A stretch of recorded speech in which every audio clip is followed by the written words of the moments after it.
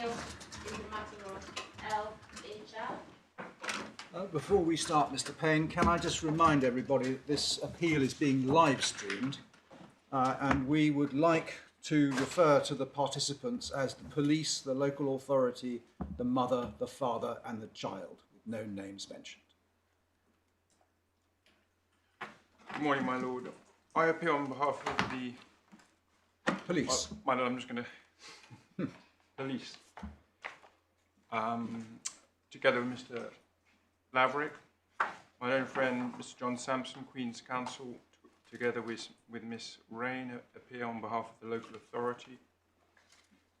Miss Vanessa Meechin, Queen's Counsel, together with Miss Bull, appear on behalf of the father, and Mr. Day and Miss Tierney appear on behalf of the guardian.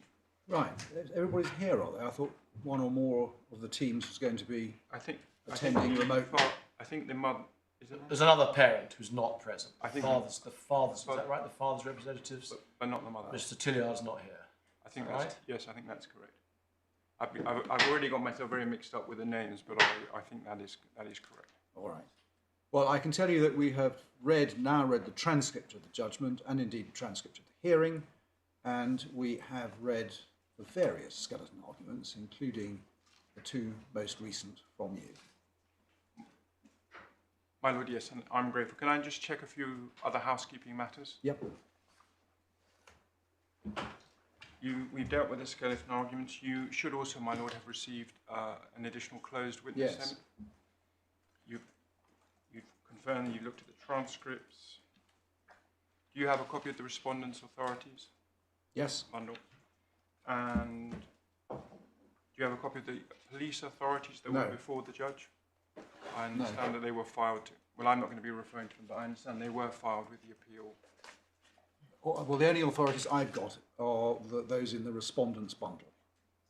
Well, my lord, from my perspective, those are the only authorities that I'm going to. I don't think Ex parte Wild is in the bundle, is it? It is, and there's Conway. It's the sort of classic cases relating to PII, but I wasn't going to refer to them. And there's one more authority, my lord, if I might hand it up. I apologise for the lateness of it. I thought it had been served yesterday. It doesn't relate to the merits of the appeal, but what it does relate to, my lord, is some matters that I'm going to invite the court to consider in terms of how the process and the cooperation between the police and the family court could perhaps be better achieved. Right. So I think the way that we want to deal with this appeal, since it's a rolled up hearing, is to hear you on all your grounds of appeal. We will then retire for a few moments and see which, if any, of the grounds we give you permission to argue. My lord, yes. My lord, the course that I was going to adopt, or subject to your views, of course, my lord, was to deal first of all with whether the court had the power to make the order that the judge made. Ground two. I beg your pardon? Is that ground two? Yes, I'm going to reverse them, my lord, because I think conceptually that's probably the better way of doing it. But I'm more than happy to deal with them in the other order. Ground two is the lawfulness of the actual decision taken in relation on the PI application, and that's the second matter I was going to deal with. The third matter, which I can deal with very briefly, is the failure to provide the police with an opportunity to review the report before to review the report by EM. Evidence Matters, EM. The fourth point I was going to deal with was the events and the proceedings in this case, which culminated in the situation which faced the court on the 23rd of September. And I propose to deal with it in this way so as to avoid perhaps the sort of unedifying situation of public authorities criticising each other for the particular steps taken in the proceedings. So what I was proposing to do was to go through the various stages and to identify where things could have been done differently in order to avoid the situation that arose on the 23rd of September. And I was going to do that by reference to, well, without seeking to avoid criticising any party or the court. Right. So attempted to be a more constructive way of going through the matters. And then, my Lord, lastly, I was going to deal with the refusal to disclose the medical evidence. Yes. So, if the court's content, I will start with the... Well, you say refusal to disclose medical evidence. That delay. application was adjourned. Absolutely, my Lord. So, the refusal to disclose the medical evidence at the time it was sought effectively. So adjourned for about 7 weeks, isn't it? Because the trial's due to start on something like the 15th of November. My Lord, yes.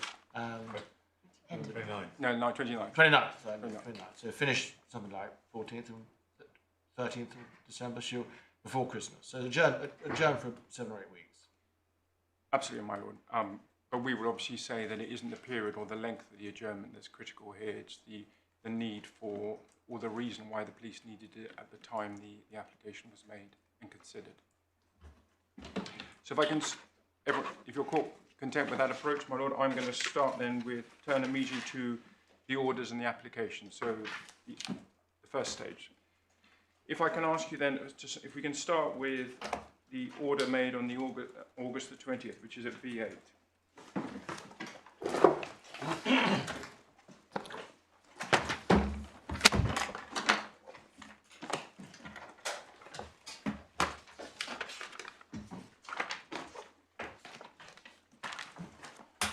It starts at B8, and I'm going to be asking you to look at B10. So the order that was made against the Chief Constable is at paragraph 14, and the order provides for 2 phones being provided to the, I'm going to call them EM, the experts, to enable reports to be prepared on the phones pursuant to the direction below. At that stage, of course, the experts hadn't been identified and no instructions had been provided. So it was simply effective in order to provide it to experts unknown at that stage. Second point, which I wish to focus on, is subparagraph 4. The phones are to be provided on a date and a time agreed with the agency. So at that stage, there was no time limit or time frame within which the phones had to be provided by the police. That being said, I accept that later down, or in terms of the dates by which the report had to be provided, there was an indication, sort of in broad terms, as to when, or certainly a time frame within which disclosure needed to be provided. And then paragraph 15 sets out these instructions that were given, or were going to be given to the expert once the expert was identified. And a point which we will be referring to is that the expert is instructed not only on behalf of the local authority, it's also instructed on behalf of the parents. You're using the word expert. Do you accept this was an instruction under Part 25 of the rules as an expert? Is that accepted? Well, my Lord, I'm really not in a position, I don't think. I just wonder why, you used the word expert, so we weren't using that. Well, my Lord, we deliberately. No, I beg your pardon, my Lord. I should have really referred to agency and company, but I had taken the point which I've now withdrawn in terms of not knowing what EM, what they did, what the instructions were, and since then we have been provided with some evidence as to what EM does and their expertise. So I'm simply, in terms of the order, I absolutely accept that it was an agency and a company. But also in terms of expertise, I mean, it is an issue that we did take in the original grounds, which is that really what my understanding of what the report was meant to achieve really was to produce effectively all the documents that had been downloaded within the period set out in the order. Without an analysis? That's my understanding. Because... Retrieving the raw data? Yeah, my understanding is simply retrieving it, and then there's a schedule. I mean, this is what I think the local authority's position is. There's a schedule, and my understanding is that behind the schedule, you would have all the material that had been downloaded. But I'm not sure. I've been wondering whether they are experts, and I'll have to see what everybody else says. Yeah, I mean, I suppose that they're experts to the extent of being able to download the but it's not going to be material. Opinion evidence, is it? No, and that's the point. If you remember, we made, and then the point's been made against us. Well, no, they're not actually going to express an opinion on the matters. They're simply going to effectively list the documents and see what's behind it. But that is a matter which I'll come back to, because obviously in order for the police to know whether to make a PI application and the extent to which there is a risk to the public interest, we say it's critical that the police are involved with the instructing the experts, so that the police are aware of what the report's going to contain and what the approach is going to be. Yeah, the agency. Well, I'll try and avoid the word expert then, but the agency. It's important that the police are involved in the early stage, so that the police are aware whether it's an expert, whether it's an agency, what the report's going to contain, whether it's going to gist information, summarise it. All these are highly relevant considerations in considering the extent to which PI needs to be sought and the impact of any disclosure by the police. If I could then... At the moment, well, the order you've just shown us was to provide the phones. Phones belong to the parents, do they not? My lord, yes. So they're asking for their own property back, which, although the order says seized, I think it's now common ground they weren't seized, they were voluntarily surrendered. So the parents are saying, we'd like our property back. You have been given the option of either giving them back their property or providing them with a copy of all the data that is on the phones. Not a selection, not a commentary, but just the raw data. No, nobody's asking you to provide, or this part of the order at any rate, is not asking you to provide what the police think about it, or what lines of investigation they might be pursuing, or what questions they might ask. It's just, we want the data. Well, the way I'd read the order, my lord, was that it wasn't a request from the parents for the return of their property. It wasn't an order to return. Well, it's supported by the parents. Well, my lord, we don't know the basis on which the application was made. I see. But perhaps also, my lord, I mean, it'd be fair to say that looking at the face of the order, it doesn't provide for a return to the parents. It provides for the material to be provided to an expert, and it provides for the expert to download. Well, that may be so, but the parents are all consenting to this, as we know from the judgment. They want this to happen. Well, we don't know at this stage what happened, right. But even if the parents are consenting to it, then the issue still arises in terms of the PI application as to whether at this stage in the criminal investigation they ought to be provided with that material, or the material on the phone. But in terms of where we are at August the 20th, the order that's made without the police attending is simply provide the phones to an expert who will then not look at all the, will not examine all the material, not an expert, sorry, agency, who won't look at all the material, but just for a limited period of time we'll download it, and we're not sure what the expert or the agency will do with it. So if we can then turn to the position statement filed by the local authority, and that is at, for the hearing, for the purpose of the September hearing, that C10. For the September hearing? For the September hearing, where the order was made. So you're leaving the August hearing? Well, I am, my lord, because we have nothing about the August hearing. I mean, we know, you've not mentioned this, but of course it's the case that the August hearing comes, whatever it is, 10 months into the proceedings, I think. And Mr. Sampson and Mr. Rayner have produced a chronology of what happened. I think it's from them, maybe it's an agreed chronology, of what happened up to that point. And my lord, I'm going to... and that, of course, is the context in which this order was made. Absolutely, my lord. And no doubt, well, you may want to say something about that later. Absolutely, my lord. I'm going to deal with that, as I said, I'm going to try and deal with that in the fourth stage in sort of constructive fashion, but I will deal with it to a limited extent that's needed in terms of the order that's made. So, my lord, looking at where the part or the material that was before the judge and the application that was made on the 23rd of September, if we start at C10, you will see that what's referred to in terms of under the heading, it says position statement C10 on behalf of the applicant for disclosure. So it would appear that the way the 23rd of September hearing, the approach that was adopted was that it was the local authority, the local authority which was making the third-party application. So that was filed, was it, in response to the police application? Absolutely, yes. So there was That's C1 the C, yes, the C2 in our application. bundle. Application for PII. No, my lord, I think, yes, my lord, I beg your pardon, yes, it was in response to that. So you'd had the C2 application and then the PI application. Yes. The document you're showing us now from Mr. Sampson was filed, Ms. Rayner, was filed in response to the police document at C1. Absolutely. And one of the points that the police had made in terms of the 20th of August letter was it wasn't clear who had made the application of a disclosure, whether there was any evidence in support of it, what had happened at that hearing.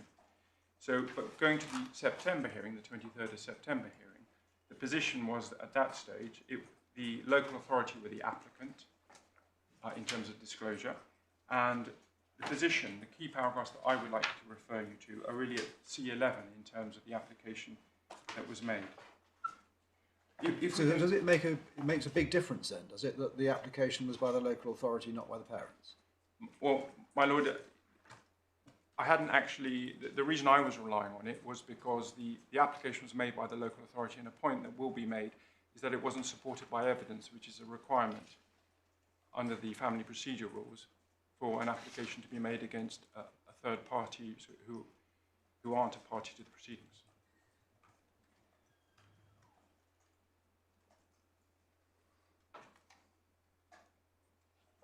But also, my lord, now that you've raised the point in relation to the parents effectively requesting access to their own material, in terms of the 23rd of September hearing, that wasn't the approach or the issue that was before the judge. The issue before the judge was a disclosure application by the local authority with the police seeking PII in relation to that application.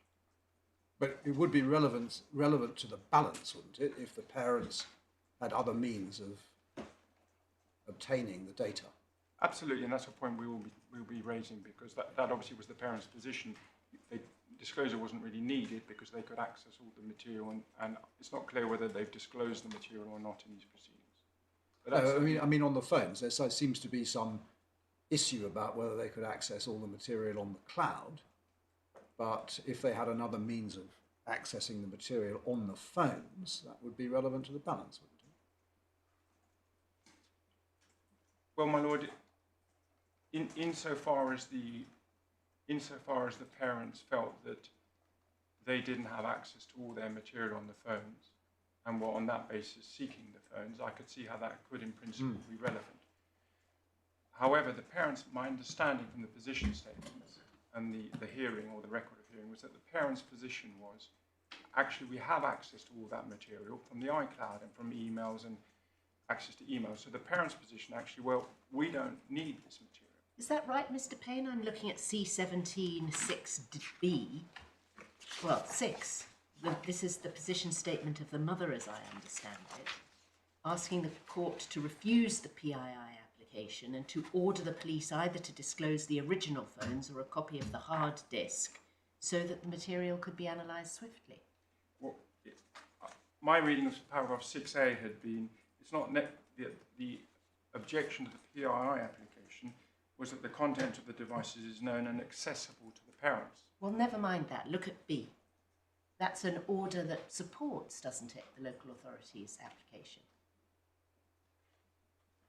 It does support the application, but my understanding of the point that was being put to me previously was in relation to whether the parents, whether it was relevant or could be relevant that the parents were seeking access to the material for the purposes, for example, of their case advancing their position. My understanding from the evidence and from the position statement, and I can take you to another page, I think it's in my learned friend's skeleton argument for this appeal. My understanding of the position of the parents was actually all that material was already available to them and they'd complied with their disclosure obligations. So I accept that that is a highly relevant consideration when you're looking at a PI application, because if the material is already available to the court, then that's a highly relevant consideration in relation to whether it needs to be disclosed by the police. If it's already available to the parents, what immunity attaches to it? Well, perhaps another way of looking at it is, if it's already available to the court, why is it relevant? And why is it necessary, which is my understanding. Well, I think I wonder whether the issue in this case is, as it seems to be, is how do we get this material available in a usable form? That's the problem you've been having, and that's the problem the family court's having. Absolutely, my lord, and I will deal with that point. So but is it then a question of public? If the parents, let's assume they have access to this material on the cloud, does public interest immunity attach to it? What's it immune from?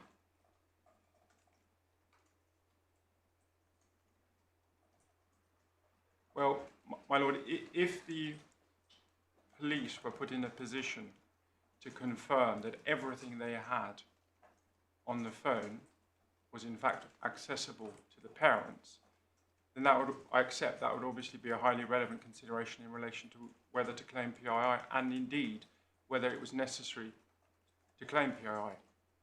That must be right. I accept that. So if all the material in relation to which PII is sought is already available in the proceedings, then I have to confess it's difficult to see why PI would attach that. But perhaps could I then Well, I mean, it's not quite as simple. I'm sorry to break it, but I do think it's quite important. If you said available in the proceedings, it's not available in the proceedings because it's not been downloaded and produced. Well, I'm not sure. I'm not sure about that. Well, okay. There's no suggestion that it has been, as far as we know. Well, Certainly, it may have been accessed in the cloud. But it won't have been produced in a form. It's not been produced in a form which is available to the parties. well, we don't know. Right. Okay. But assume I'm right on that for the moment. But nonetheless, the parents can access each individual message, etc., in the cloud if they so choose. Why is it? What is it immune from? Well, my lord, it's immune from. I think it's common ground in that there is a huge amount of data. So, in terms of the police's position, the data that is retained, it is necessary not to provide the data in order to not to give prior notice as to the material that the police are likely to, may question the parents about. Well, I can understand that the police would be sensitive about releasing a selection of the material which is on the phones. I understand that. But as I understand the judge's order, that's not what she has ordered. Well, this part of the order, that's not what she has ordered. She has ordered the wholesale handing over of all the raw material which is on the phones, without selection, without comment, without scheduling, just the raw material. So the fears that you might have about indicating lines of questioning, a selection of the material which show how the police might or might not be thinking about this, doesn't really arise, does it?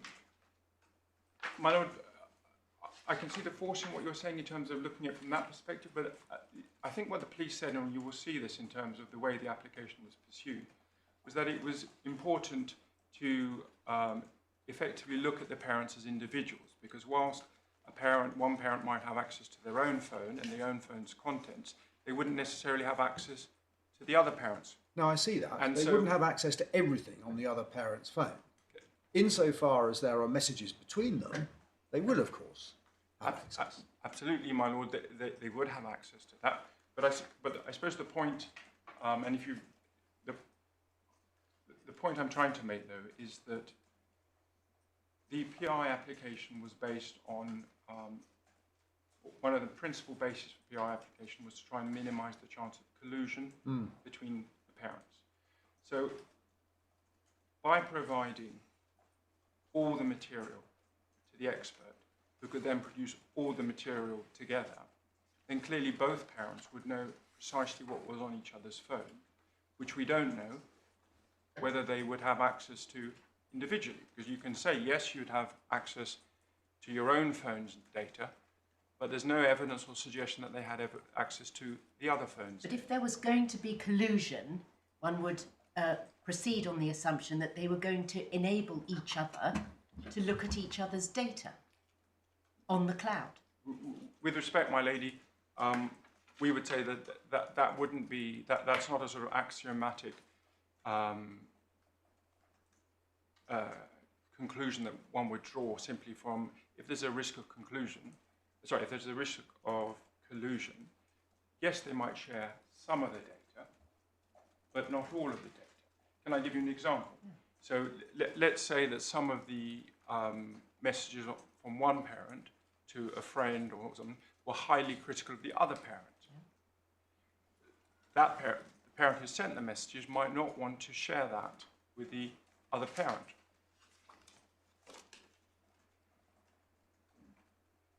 That's just an example. I can give other examples. Let's say that some of the messages didn't relate to matters that relate to this proceedings. So let's say that was,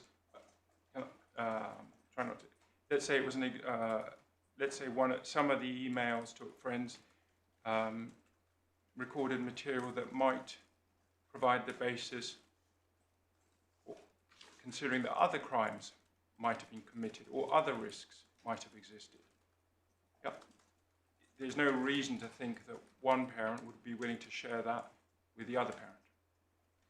So what collusion are you afraid of? Well, in terms of collusion, the risk is that the parents, if they have access to the messages, the parents might not have shared with each other all the messages, or there's no reason to think that they in fact have shared the messages. There's no evidence that they have. But perhaps more importantly, there's also the basis, and this is why it's important that the material isn't provided to the parents prior to the interview, is that if one parent's not aware that an allegation's been made by another parent, then they aren't able to prepare a response to that message and put pressure on the other parent in terms of collusion to adapt or explain or accept that a particular message was sent in error or shouldn't be considered in context. So the conclusion isn't not necessarily just about knowing what's happened, but it's about the opportunity that's given to both parents, if they are aware precisely what's said, to try and agree a way of explaining away some of the messages. If each parent had separately applied to the court for an order that you return to that parent the data on that parent's phone, so 2 orders are made, would you still be saying the same thing? Yes. Yes, because the same issues arise. And you have a power, do you, to refuse to return property which has been voluntarily handed over? I think at that stage we would have to formally seize the property, and then the application will be made effectively challenging under pace. Yes. I think part of the difficulty, my lord, is that obviously it is a hypothetical question, and that is not in fact what's happened. But certainly, if the application was made outside the family proceedings or under an act, then the police would have had to take the step of seizing it formally in order to maintain control of it. Yep. So, would you mind if we just went back to C11 then, and just looked at the way the case was put? So, or the application was advanced. So, looking at the top paragraph, if you could look at the last sentence, which starts, "The court is reminded." So, the court is reminded that the issues raised by the LA at that time, I think that's referring to the 20th of August. So, order. So we do know a little bit about what happened in the August hearing. The issue was any further relevant photographs, videos, and then text and communications between themselves and with third parties.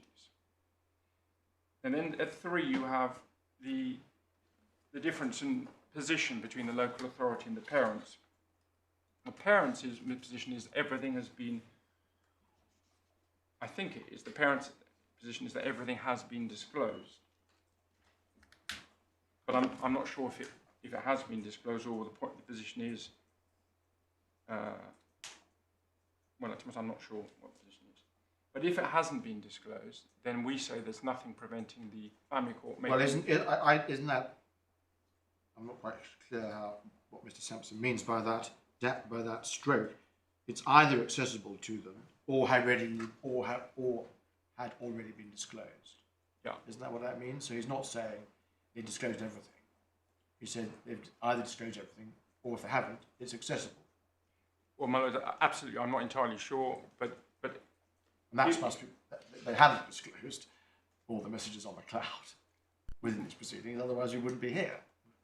Well, my lord, I think we would still be here because I think the issue that arises from the local authority's position is whether in fact they've complied with their disclosure obligations, whether in fact everything has been disclosed. I think that's what the position is. But my lord, my understanding of paragraph 3 is that all relevant material has been disclosed, and obviously material on the iCloud which isn't relevant isn't disclosable. So that is why my understanding is that everything relevant to the proceedings on the iCloud has been disclosed. And in those circumstances, if that's correct, and the material on the iCloud is the same as on the phones, then everything's been disclosed, and there's no necessity, which of course is the test. Well, paragraph 4 suggests that it's not the same. Yes. Yes. Absolutely. Now, I was going to come to 4, because I'm just saying that's the parent's position. Yeah. And then the local authorities say, well, actually, no, there might be some material that hasn't been disclosed. And when you look at the skeleton argument that's been put into the appeal from the father, there's still an issue on that because they maintain actually, no, we can access everything. Yep, they can access the emails via another way, they can access everything. So on the parent's case, everything relevant has been disclosed. On the local authority's case, there's a question mark about that.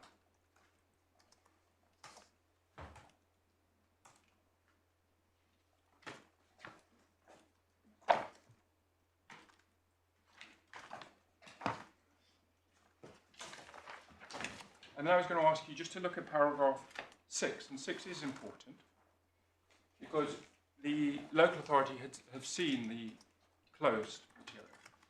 So what the local authority said is the material in relation to which PI sought is potentially highly probative. When you say what have they seen? They've seen your statement, the closed statement. Yeah. And the local authority says potentially highly probative of causation and perpetration of the injuries.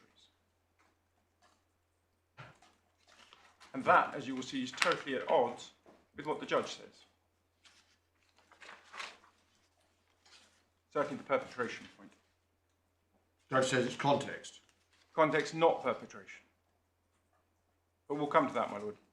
I don't want to sort of misquote the judge, but what the point she said she reaches her conclusion in the alternative in any event. Even if it was highly probative, she would have taken the view that the balance lay in favour of disclosure because of the young child and the delay. Absolutely, my lady, but I was just really going through in stages, yeah, because the reason I was pointing this was to say why it was a relevant point and why I was asking you to note it. How did Miss Grasby for the police I'll come put it to the judge? Did she... Can I come to that in a moment, my lord? Yes? But, okay. Oh. In a sentence, did she Yeah, no, she say did. it's highly relevant, or did Yes. she accept its content? No, she did. Okay, thank you.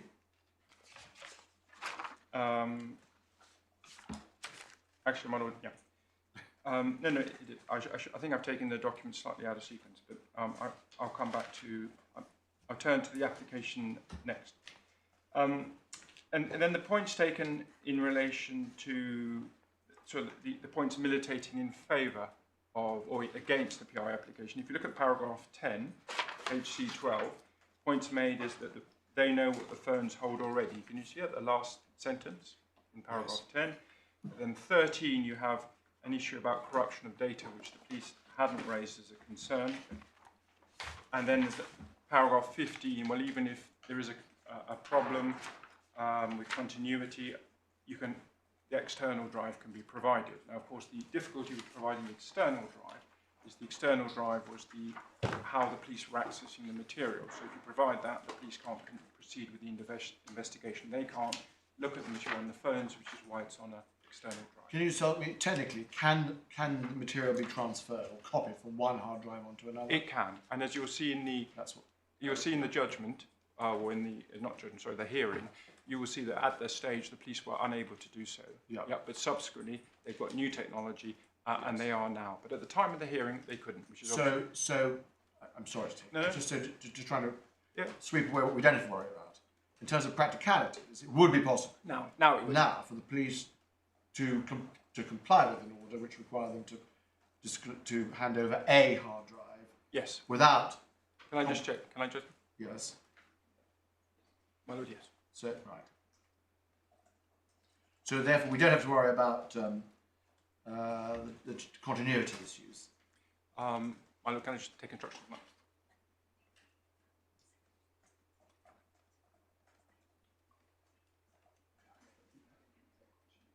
Yes. My lord, yes, that's correct. Thank you.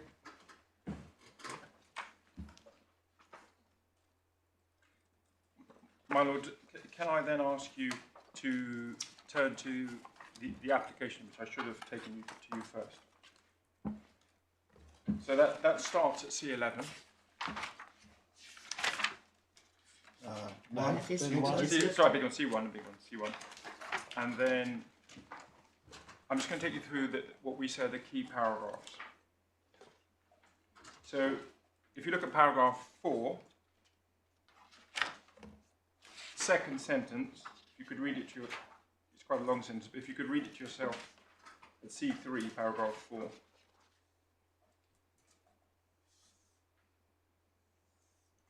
So the first point is made is continuity, and the second point is made that in terms of the interviews.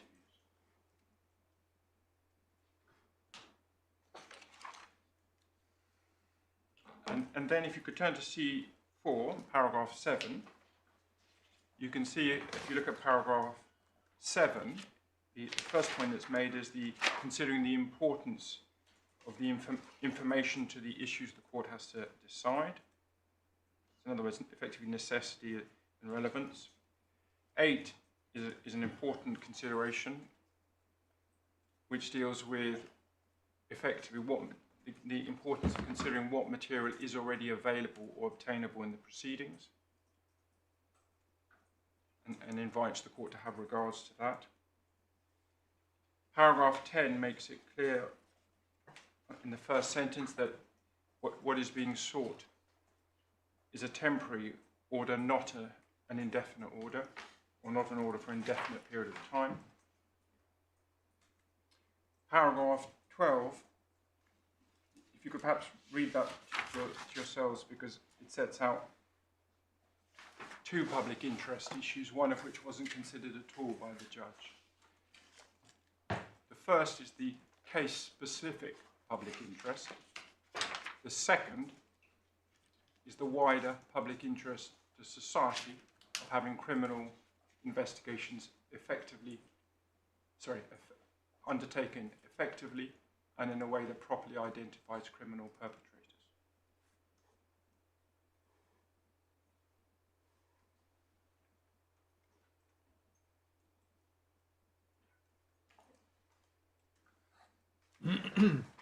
The paragraph 13 says that based on what has been examined, there's a clear need to re-interview the parents. And from the contents of the closed statement, you can see the reasons it said and the professional assessment by the OIC, the officer in charge.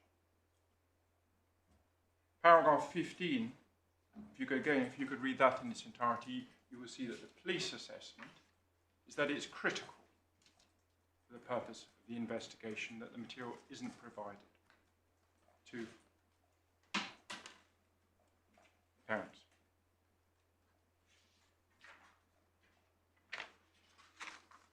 Well, it's really 14. That's the nub of it. Any evidence which will form the basis of further questioning.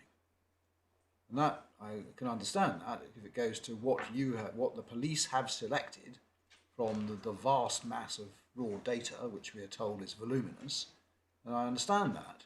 That could well be a concern. You've selected material which would show the basis of further questioning, but that's not what the order requires you to do.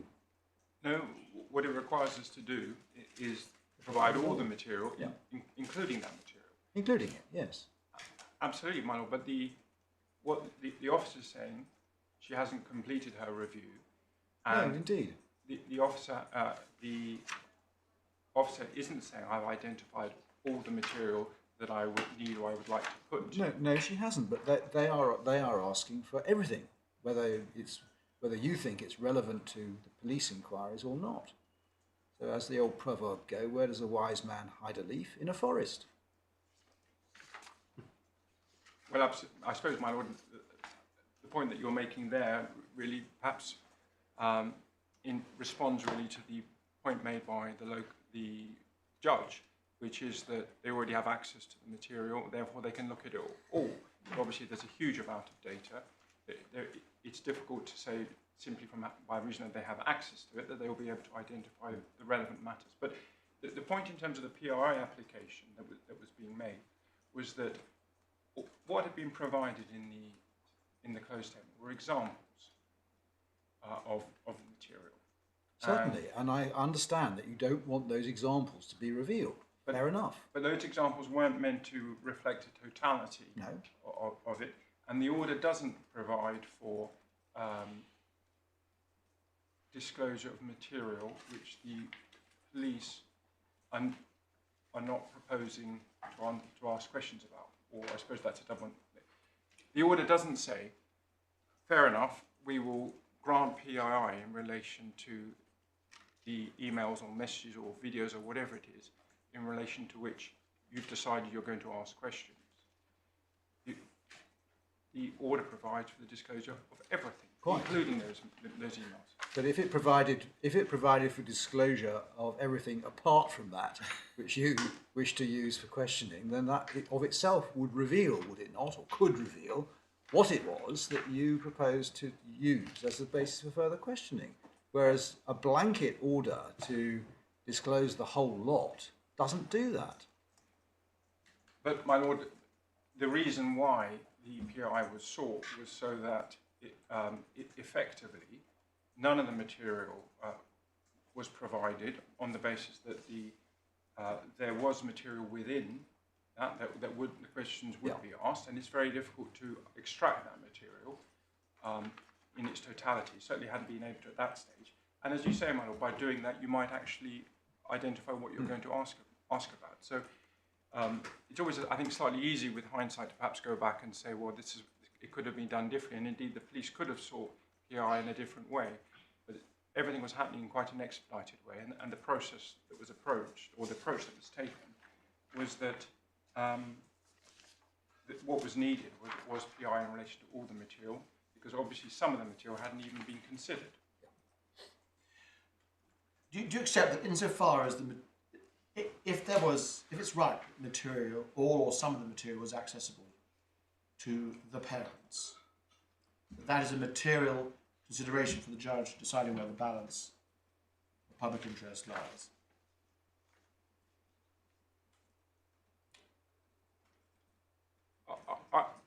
I think that without knowing what material the parents have access to, and without knowing whether it effectively reflects the material in relation to which PI is sought, I don't think it is a relevant consideration. Not relevant? Not a relevant consideration to the PII balancing.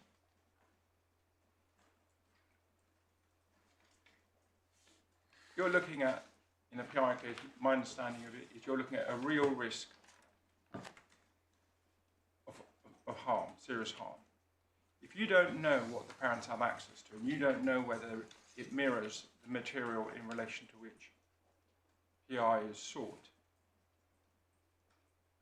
then it seems to me difficult to say that it's relevant in assessing the risk. There is a possibility that the material might be available, but unless you have evidence that it is in fact available, it isn't relevant to the assessment of whether there is in fact a real risk, given the threshold in terms of real risk.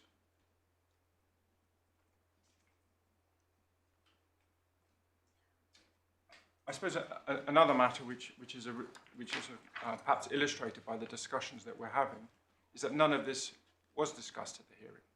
So one of the points that we make is that the police's position, whether it's right or wrong, as to the importance of the material to the interview and the criminal investigation, is set out in paragraph 15. You will see when we look at the hearing that the police are offered a closed hearing. And what the police say is, well, if you don't question our assessment of the harm that disclosure would cause, we don't need a closed hearing. And the judge then didn't have a closed hearing, and so in those circumstances, it must be right that the police were entitled to proceed on the basis that their assessment of risk and harm wasn't an issue. It wasn't an issue from the position statement from the local authority. The other parties said, we stand behind the local authority. Point was taken, if you've got no problem with the risk, we don't need a closed hearing. So the hearing proceeded on the basis, to all intent and purposes, that the risk was accepted. Well, the judge took the view that the balance came down against you. Absolutely, having not provided an opportunity in terms of a closed hearing to have the discussions that were either in the open hearing, to have the discussions that we had just now, or indeed in the closed hearing, to discuss with the officer in charge, or to ask or offer the police an opportunity to explain why, on the basis of the closed information, it was considered to be so important that the material wasn't provided to the parents. I suppose you'd also say that it feeds in, if she wasn't entitled to proceed on the basis that this was not as highly relevant and material as the police said because it disclosed no offences and was context only, Right. that feeds into the balancing exercise if she proceeded on that basis. Yes. Absolutely. I mean, if the judge had proceeded on the basis of accepting that the position was as set out in paragraph 15, in terms of the impact of disclosure, C515, then it's self-evident, we would say, that the reasons and approach set out in the judgment would be totally inadequate. Well, I mean, she does say at 14, even if I were satisfied that there is real damage or serious harm to the public interest.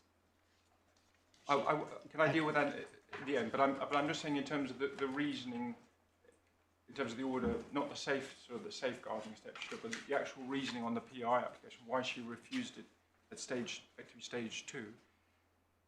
Even the answer, if the judge had proceeded on the basis of accepting paragraph 15, that was the public interest, then her assessment is flawed. And my lady, in terms of the point that you've just made in terms of even if, well, even if must be wrong as well if the judge hasn't taken into account the situation as at paragraph 15.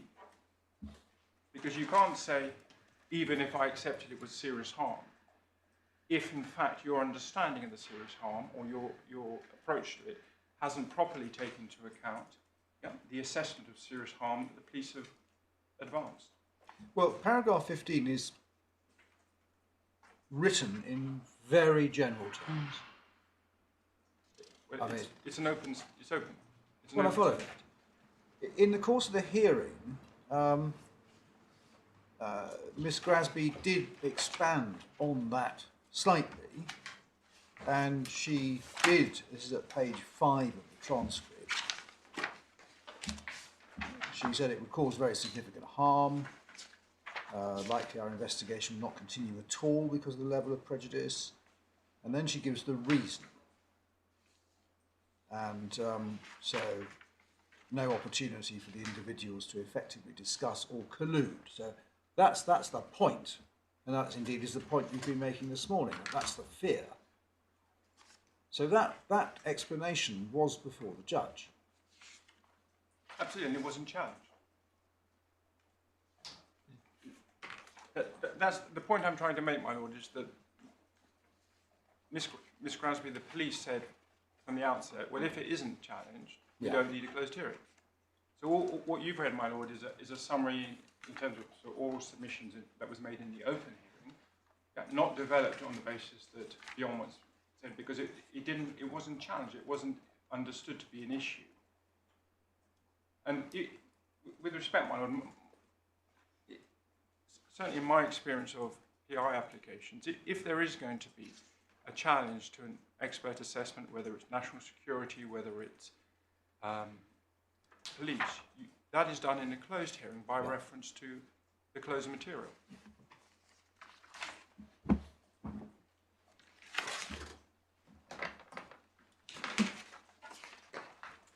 So, my lord, I was going to take you to the open statement next, which is at C7. And I was going to ask you to turn to C8.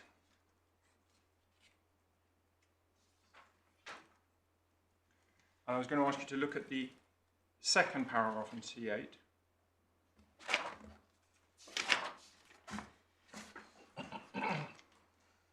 And just to clarify that, and I entirely accept that for the purpose of the challenge to the judge's assessment, she's entitled to go on what's written there. But in fact, the officer in charge hadn't reviewed all the chat logs from the father's phone. And more significantly, though, for the purpose of the appeal, if you look at the next paragraph, which starts, each mobile has thousands of videos on it, the second sentence says, this still brought back a result of a few thousand videos on Jessica's mobile phone alone. Second sentence, the next sentence says, I've not completed my review of the videos, and so far I've found... Can we leave the names out, please, Mr. Payne? Sorry. I've not completed my review of the videos, and so far I've found concerning material. I've not begun to review the other phone. And the judge took that to mean that the videos of both the videos of the mother's phone had been reviewed. That's not what it says, and that's not the position. Yeah. But the point that D.C. Russell is making about the prejudice is about continuity, isn't it? That's at the bottom paragraph of C8. He doesn't there say anything about collusion. Well, I'm afraid, have to fall back on the position that this is the open statement. But it does make the point about concerning material, and then it says at C9, once the mobile phones have been reviewed and I've re-interviewed the parents, if applicable, I will seek a charging decision to the CPS, and then the point is made just while we're here in terms of the medical evidence. Medical evidence is needed in order for any charging decision. And we would submit that indeed the medical evidence is needed in order for the parents, the interview of the parents to be completed. So whilst we accept there's a possibility of interviewing the parents on one occasion in relation to the material on the phones, and then another in relation to the medical evidence. Have the police obtained medical reports themselves? Yeah. No, my lord. But have they access to the medical records of the child in hospital? Yes, my lord. But my lord, which will include presumably the clinicians. If they've got the full medical records, it'll include the clinicians' analysis. No, my lord, apparently not. But perhaps I could make a slightly different point, because just to explain really why the medical reports. I don't want to. No, you're I'm going to not come going to to. that. I've led you astray. So I think No.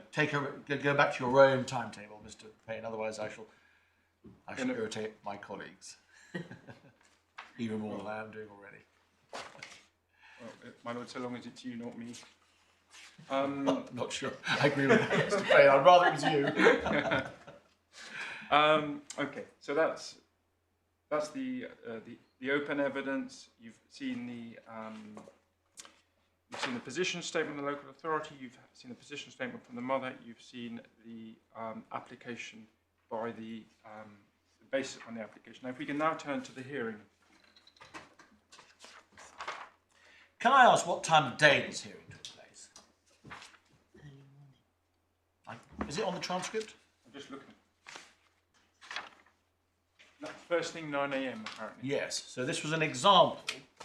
An example of a hearing which was heard prior to the judge's main work in the day. Is that right? Of the sort that's happening very frequently in the family courts at the moment. Well, the judge.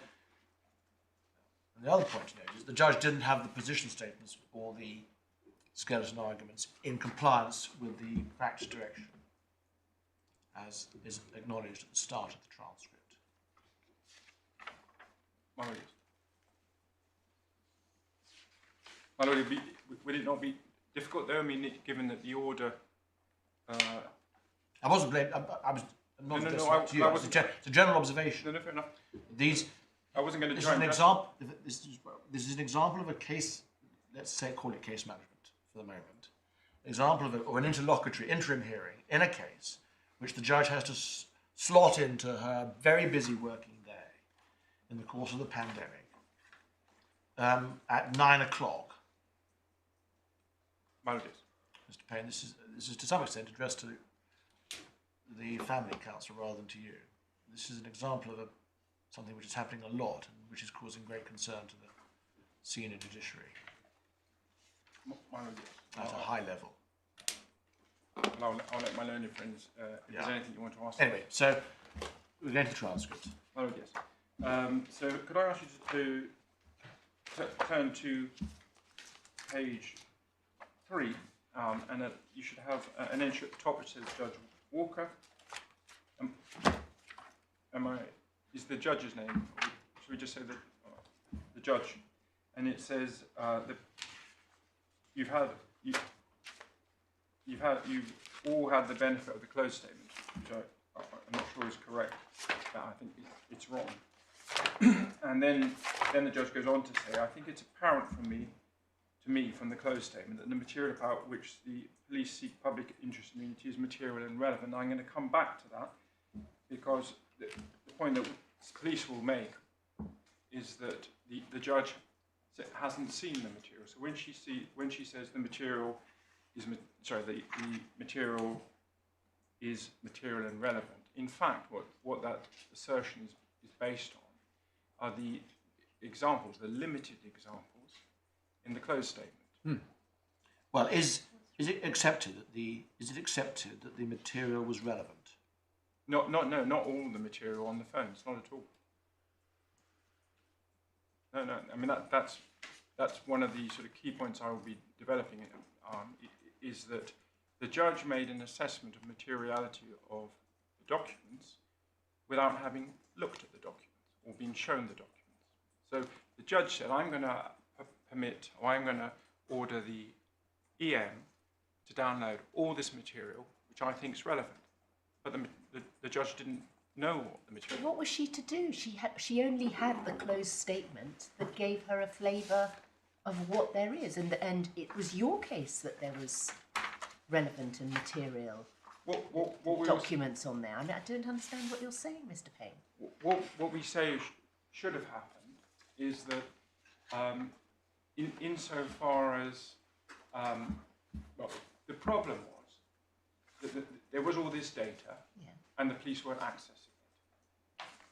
And so what the judge should have done is separate out the idea of disclosure and inspection and say, right, the phones You've given the police enough chance to try and extract the material. The phones go to EM.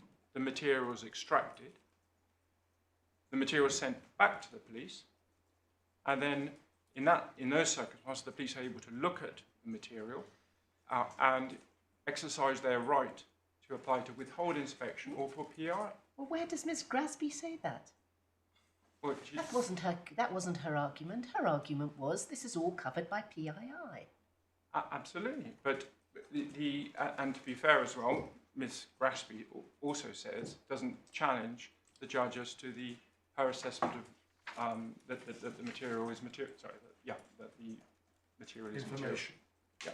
So I've accepted that in the skeleton argument, but in terms of the power of the judge to make the order that she did, I'll come back to this. But effectively, the consequence of the order that the judge made was to deny the police, who had control of the material, an opportunity to apply under Rule 23 to withhold inspection or to make a focused PI request. This feels like a catch-22. You're saying the judge can't assess the materiality until she's seen the material. She can't see the material. She can see the material, yeah, once it's been downloaded. And until that time, she can't rule on it.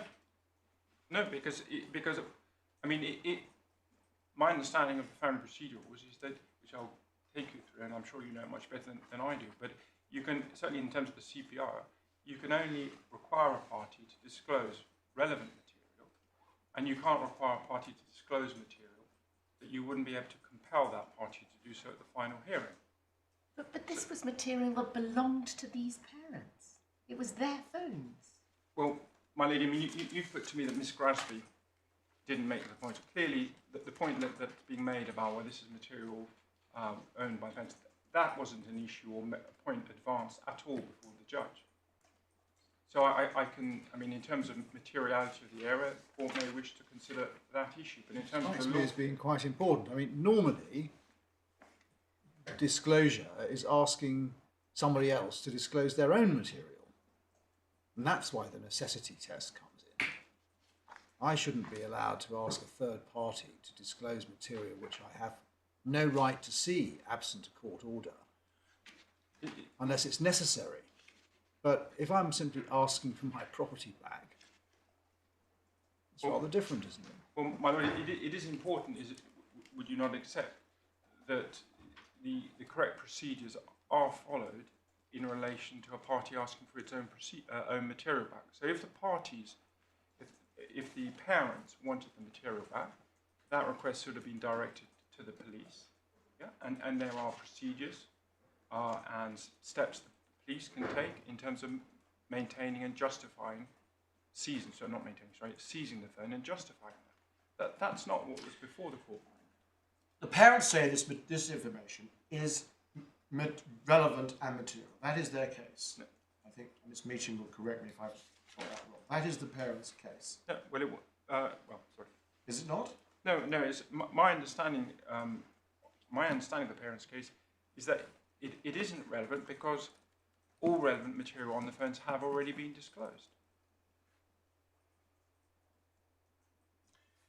Well, the evaluation of evidence such as this has to be considered in the context of all the evidence. Absolutely, and that wasn't done by the judge. And you can't have a judge going through the parties and the judge can't go through this material line by line, message by message, to decide in each case whether it's material, whether it's relevant and material. Are you saying that's what's happened? That message relevant? That message not? That message relevant? That photograph not? That video? That's nonsense, Mr. Payne. If it, as seems to be the case, Mr. Payne, a significant amount of messages has relevance, then the whole body is relevant and material. That's the way I would proceed in these circumstances, I think, if I was trying it. So, how do you get around that? My lord, the way we get around that is that insofar as that was the approach that you took, without considering all the material, then the police's position is that if relevance is, if this very broad, I might say, if a broad brush approach is taken to relevance, then there's even more need for the party in question, against whom the order is being made, to be able to look at the material and make any appropriate application to withhold inspection. When you look at what's happened here, parking for one's, proceeding on the basis that the judge was entitled to hold it was relevant, just for the purposes of this aspect. Again, if you imagine a filing cabinet, so you've got a filing cabinet, some of the documents within the filing cabinet has been identified as relevant. The court said, well, that's relevant. Everything in the filing cabinet is relevant. The police can't open the filing cabinet. So we say what should have happened is, well, if that's the problem the court's trying to address. The filing cabinet should be provided to a locksmith or accessed by a locksmith. Cabinet is opened, and then the police are entitled to look at the material and apply in relation to different documents to withhold inspection on different grounds. What's happened at the moment, though, is you've had the cabinet given to a third party who's going to provide a mass of documentation, some of which the police haven't even been able to look at. If you considered it from, because we are considering this on a hypothetical basis, consider what would happen if there's privileged material in the material that's being sent to the expert. Shouldn't the party with control of the material be entitled to apply to for that material not to be? That wouldn't be the police. That would be the parent. It would be their privilege, not yours. But my lord, I'll give another example then. Asylum, an area that I do know about. Confidentiality of asylum. Let's give an example where the people in question are asylum seekers, and the material is confidential to their asylum claim. As my lord, I think, may recall, the Secretary of State and the police, and indeed public bodies, have a duty to try and maintain the confidentiality of that material. When under this process would the police have an opportunity to make an application to withhold that? The order says, give the filing cabinet, give the phones to the expert. The expert will provide all this documentation, even if you, the police, haven't even had a chance to look at that material. You could have confidentiality undertakings to cover that, couldn't you? They aren't provided. But you could have, if that was your argument.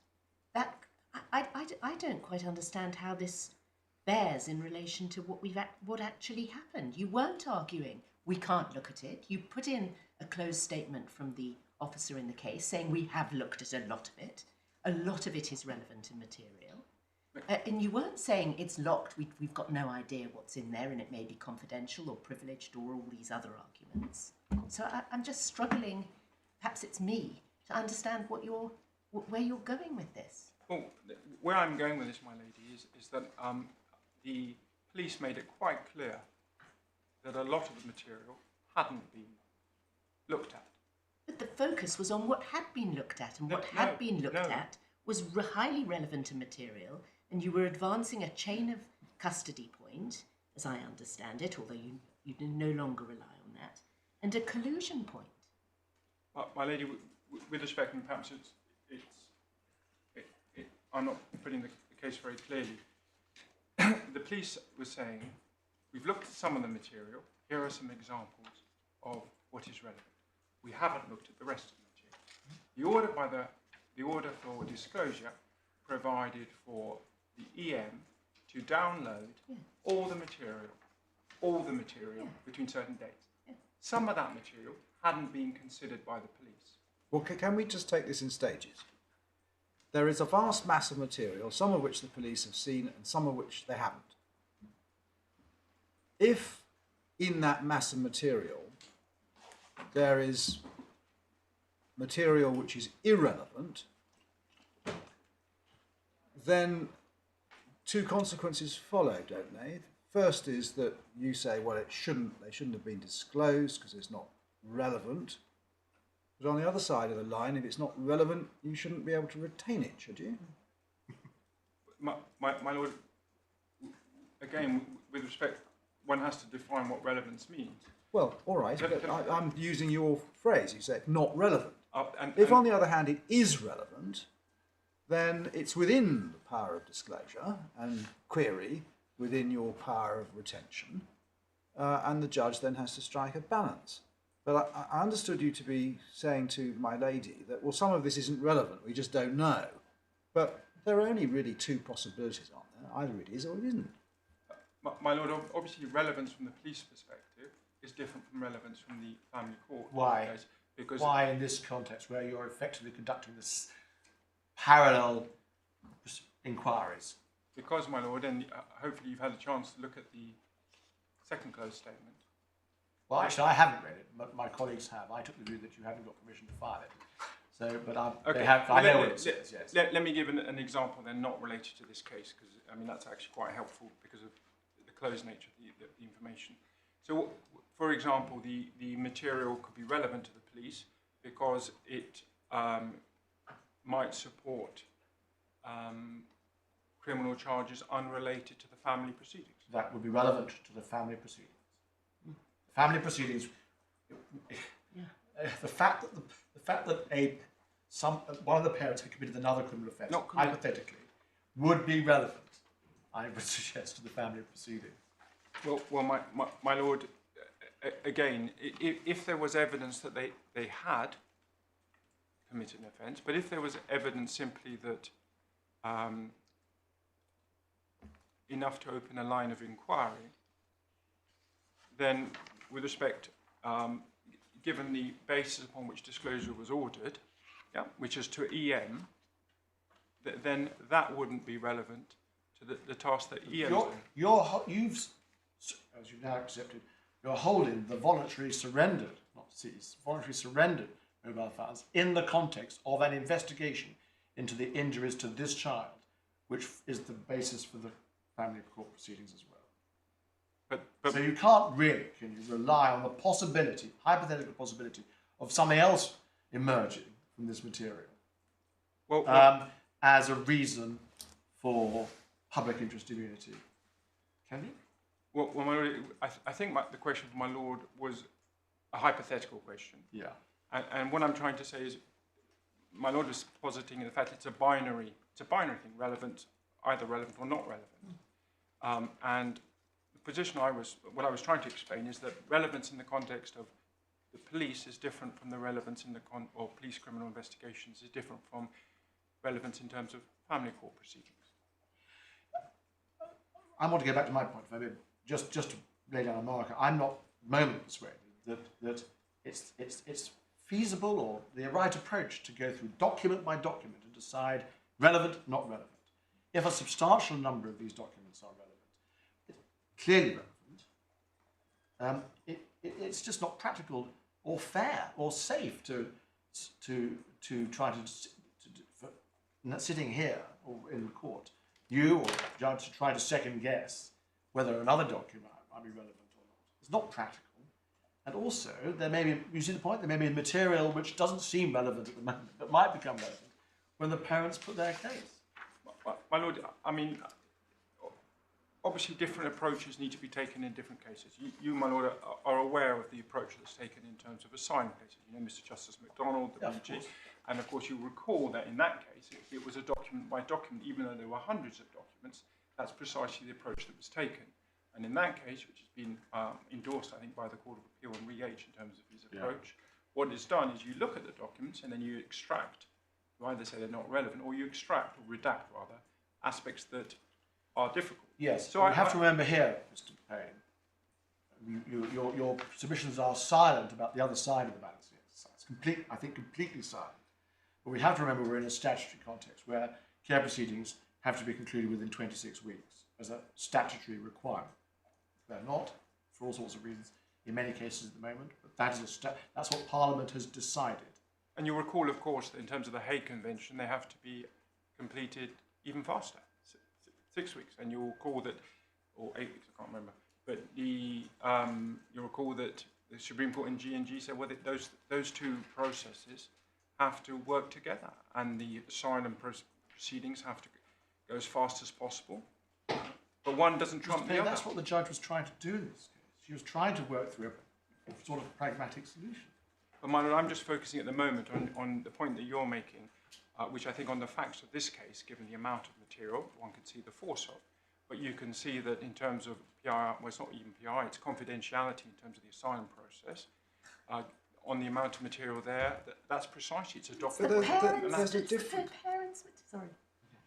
There's a difference, surely, between material of which the police have the only copy and material to which the parents have access. So if you make a PII application and you withhold messages on the 1st of January and the 3rd of February and so on, and the parents have access to them, they will be able to see, well, look, they've withheld this one and they've withheld that one. So this must be the line of inquiry they're pursuing. I mean, just in purely pragmatic terms, this highly selective approach is, I thought, just as likely to do the police position harm as much as good. And it's not like the filing cabinet, which is it all locked up in the filing cabinets. There's another copy of what's in the filing cabinet somewhere else. I think, my lord, are we not back to the point that I've tried to make, which is the fact that if there is an identical copy of the filing cabinet and all that material has, then it's not necessary. Then it's not necessary. I accept. I mean, I accept, and what I've tried to accept is, because I can see that my lady was also troubled by this, is that different cases require different approach. So you might have a case where the material relation to which PI is sought is very limited, and clearly then it would be appropriate. I think everyone would accept that it would be appropriate to go through the actual documents. You have a case like this where there's a huge amount of material. I can see how, as an exercise of discretion, different approaches can be taken to the material. But then that comes. I'm afraid, come back to the point that I haven't made properly at the moment, which is that someone is entitled, though, the controller should be entitled to look at that material in order to exercise the right to apply to withhold. Now, you cannot, well, the Chief Constable's position is that you cannot order disclosure of material which the controller of the material hasn't looked at. And Well, how long, is that something that gives the police, and I know this isn't the case, because is the officers behind you? Not the officer, I think it's Miss Grosby. Okay, right, well, I'm very conscious that how hard police are under the tremendous pressure the police are operating under with this sort of material at the moment. We're all aware of that. But does it follow from that it should be indefinite? That until the police have had a chance to download the material and assess it, then until that assessment has been made, then the orders can't be made against. No. The position that the police have adopted here is that there is a sort of finite period until the interview, and I appreciate there's no date from the interview. But the other, and although I might appear to have really sort of taking an unrealistic stance, in fact, I was trying to adopt a realistic stance, because what I was trying to say, and this was the cabinet example, which perhaps hasn't been very helpful, is that if the police are saying, well, actually, we just can't look at the material because we can't access it, then yes, the family court can step in and say, well, I tell you what, we will provide you access to that material. And then once you've had that material, we'll give you an opportunity to review it. So the Crown Court does retain the power to provide sort of timeframes in which to do it. And but what we say happened here was effectively by saying, well, pass the material on to a third party, and then the third party just effectively provides all that material straight into the proceedings, including material you haven't seen. The police are being denied the opportunity to look at Well, the we're coming on to material. the practicalities which feature in your later grounds of appeal. I'm not sure. You see, I'm relying on this for two reasons. Yeah, one is practicalities, PIIs, and the criminal cases of crime or whatever in that material. That's one point. But the second point, though, is that under the family procedure rules, under 23, party is entitled to apply to withhold inspection. You can't apply to withhold inspection in relation to material, or realistically, in relation to material you haven't seen. So, what? But that does give you the power indefinitely, doesn't it? Well, it shouldn't, my lord, because what I'm saying is you provide it to someone who gives you, the controller, access to the material. Yeah. So then the material is given back to you. You have seen the material. You have had the opportunity, if you consider it appropriate, to apply to withhold inspection. But what you can't have is you can't have the controller effectively excluded from the disclosure process and denied the opportunity to apply to withhold documents that they haven't seen.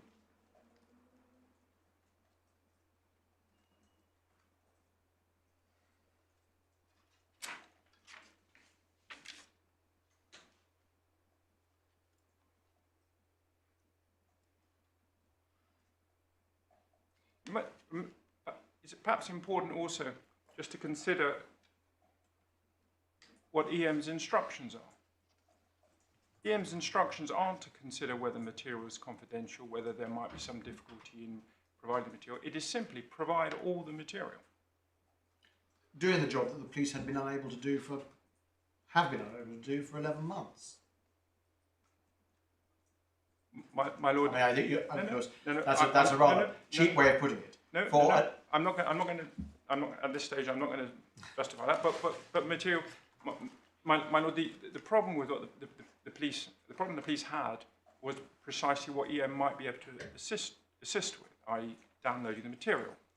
But my point, though, is that because the police haven't been able to download the material, they haven't been able to see it, and they aren't in a position to apply to withhold inspection in relation to material they haven't seen. So yes, EM can assist them by providing the material, but it's at that stage that the police need to be given an opportunity to look at the material so as to decide whether to exercise their right under Rule 23 to apply to withhold inspection. Well, this does come to your later ground of appeal, doesn't it? We're coming on to that.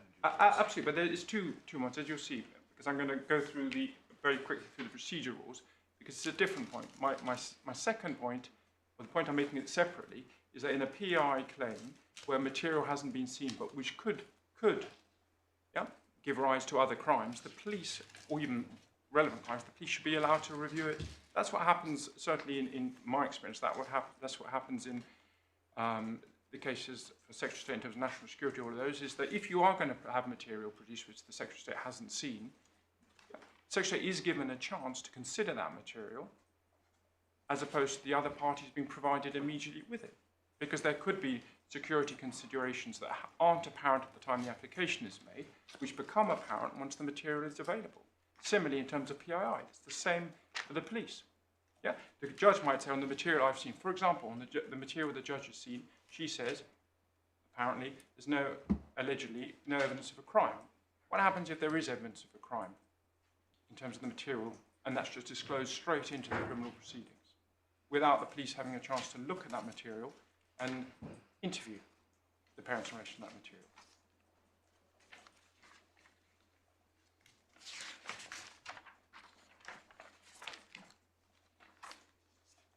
So, my lords, if I could ask you then to turn to page 4, and you will see the paragraph that I already referred to. It's at the bottom. Sorry, page 4 of the transcript. Yes, of the hearing transcript. You will see in the middle of the judge is referred to near the middle of the page. The last sentence says, Yeah. Yep, and then I've already referred you to what the police's position was. Yes. And then Well, hang on. At the bottom, by the second hole punch, Miss Grasby concedes the material referred to the closed statement will be material and relevant. My Lord, and I've said to that by skeleton argument, the position in front of the court, yeah, we didn't dispute, the police didn't dispute. And you didn't take this point No. about the fact that the rest of the material might not be relevant. No. So they were focusing, Miss Grasby was focusing on the real danger and serious harm. Yes. And then if you could turn to page 5, you can see at the top that the police's position was that there was significant progress could be made in terms of the material, but that makes it quite clear that not all the material in relation to which PI was sought had been viewed. And then you have, in the middle of the page, you have the police's position, which it was understood at the time was not an issue.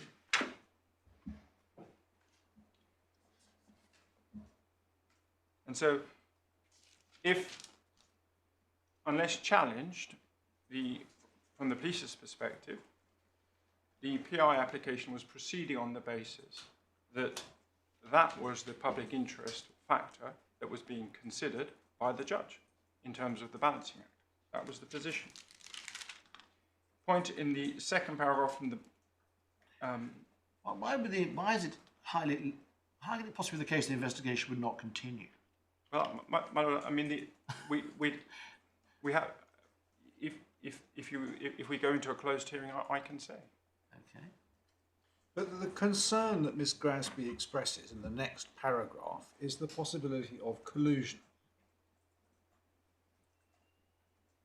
So the judge was entitled to evaluate that concern, was she not, as she did?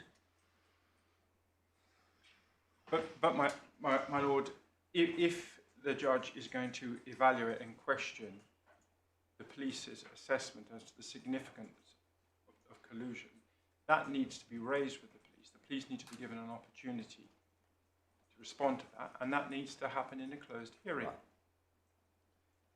It is an oddity, isn't it, about the way the police are treated in these cases, because if a party to the proceedings proceeded on the basis that an issue wasn't an issue, it wasn't being taken, no point was being taken by the other parties, the party had said to the judge, if this isn't a problem, we don't need a closed hearing. If there was then an adverse finding against that party, no one for a moment would suggest, well, that's fair, that's a fair process. And I submit, really, the police should be treated no differently.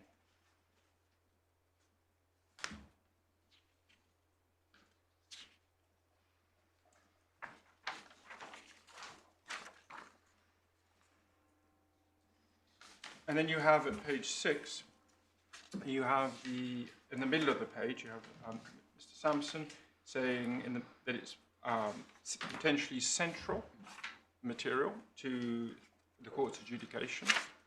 So in terms of relevance, that was the position, page 6 in the middle of the page from local authority. And then at page... Well, do you want to say anything about what Mr. Sampson said on the rest of that page, or are you moving on? No, I just sort of, I didn't want to sort of I wanted to draw the court's attention so as not to sort of be just doing one-sided. What the countervailing suggests in terms of the nature of the evidence was, and then I was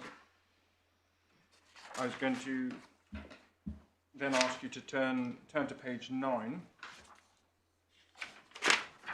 and the second paragraph from the top. If you look at the last sentence in the second paragraph, you again have this issue as to whether, in fact, the iCloud does contain all the information. And you can see that the parents' view is that it does, but the local authorities' view is that it doesn't.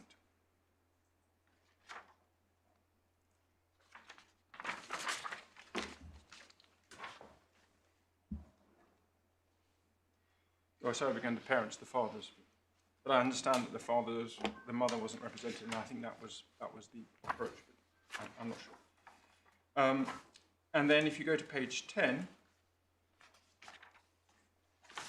you then see Miss Grasby in the middle of the page saying, well, it's not just collusion, it's that they're not aware of what's on each other's phones. Or may not be aware, I suppose, strictly speaking. I beg your pardon. May not be aware. No, fair enough. May And not. that's what she said. Yep. Yeah. I'm sorry. Perhaps less aware of. Well, you've obviously read also closed statement, so you know what the officer in charge's position is. Yeah. So then if we turn to one final point is that you then get, if you look at the page, you then get the judgment. Can you see it just near the bottom of page 10, which we'll look at in a moment. But then if you turn to what happens after the judgment, you have in the middle of page 12 Miss Grasby, at the top Miss Grasby, saying that the police don't have in-house facilities to put it on, to transfer the material. Sorry, where are you reading from? It says, the top Miss Grasby, so in the middle of the page, my lady, the inquiry. Oh, yes. It's simply, just that was the position of the judge. We can't do it in-house. And then in terms of the disclosure of the closed statement, the first time it's raised is on page 13, so after the judgment. And if you look at the bottom of page 13, Yeah. it says, it seems to us that once we have the report, it must follow that the closed statement goes in. I mean, that... So this was a decision which wasn't the subject of any detailed submissions. Or any balancing act. Or any judgment. No. And you would say that this is, contrary to everything else we've been talking about, this is an analysis by the police of the material they think is significant. Absolutely. So all the points that have been made to you about the raw material don't apply here. Yeah. But I mean, yes. So absolutely, at every level, fairness, no judgment, no balancing act, and indeed, if you're just going to go on and look at, in fact, what might have happened, it's a totally different nature of evidence. Yeah, well, I think that's the point we've been putting to you this morning. There is a world of difference between the raw data and what the police make of it. Well, absolutely, but just because there's a difference doesn't make the data disclosable. But perhaps I could just... when one is considering PI applications, in the old days when they were all done on paper, you excluded. You read through the file and you would exclude anything which related to the police's own assessment of the evidence and the planning of the investigation. That was out. That was out. But in this case, though, perhaps another point is that if you've said, right, we'll disclose all the messages, how is it relevant to disclose summaries of messages that have already been disclosed? I mean, I'm going to say this with caution, given my Lord's comments as to the speed with which the case came on, but we would say it does represent or reflect a slightly, a cavalier attitude by judges by this judge rather, to a PI application, or to the importance and significance of PI applications. Simply It say, may reflect the pressure that the judge was under to deal with this matter at 9 o'clock for her main case. So I will retract the word cavalier, but what I will say is the pressures the judge was under perhaps led to inadequate consideration or weight attached to the significance of PI applications. I mean, PI applications shouldn't be dealt with, we would submit, as case management decisions. PI applications need to be considered with proper weight and deference given to the experts who are providing the assessment of an impact, in this case on the criminal investigation. And if the judge is going to go behind that assessment, the officer or the police need to be given an opportunity to respond to that. It is, with respect... You're extrapolating back to your main point, are you, now? Well... On the closed statement, there's probably somewhere in the closed procedure good practice a provision that such statements should not be disclosed. Absolutely, Which I haven't checked. but I was perhaps making a more general point, because you have relatively limited reasons, and that obviously part of ours is a reasons challenge. And one of the dangers of not having a closed hearing is apparent from this case, because you have the judge misunderstanding the closed evidence, which is why you need to have a closed hearing. You also have the judge referring in an open judgment to closed evidence, which is completely inappropriate. All of that may well be explained by the pressures on court time and the need to get matters done quickly. But PI applications are not made lightly, or shouldn't be made lightly, and they require proper consideration to be given to them.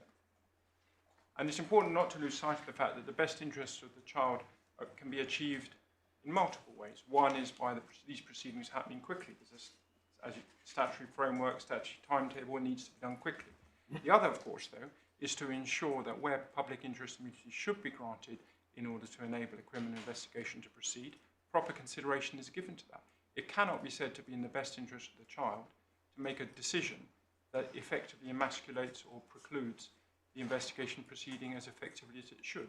So they are two equally important best interest considerations. And we say in this case, the latter, not sufficient weight or insufficient weight was given to the latter. Yeah. So I could turn to the judgment now, please. Yeah, a big one. Yeah, so I'm trying to answer the question. I've gone slightly out of track, so I will deal with the judgment in a moment. I'm just going to, we've touched on a lot of the aspects in terms of the first argument in relation to disclosure and the family procedure rules. Can I just quickly take you through the rules, which we say results in this, in our argument, that what the judge did was to elide disclosure with inspection and not separate the two out. It won't take me long, but can I very quickly go through the relevant rules, just in case I've misunderstood. So if we can start with, I think it's called the Red Book. Right? So I think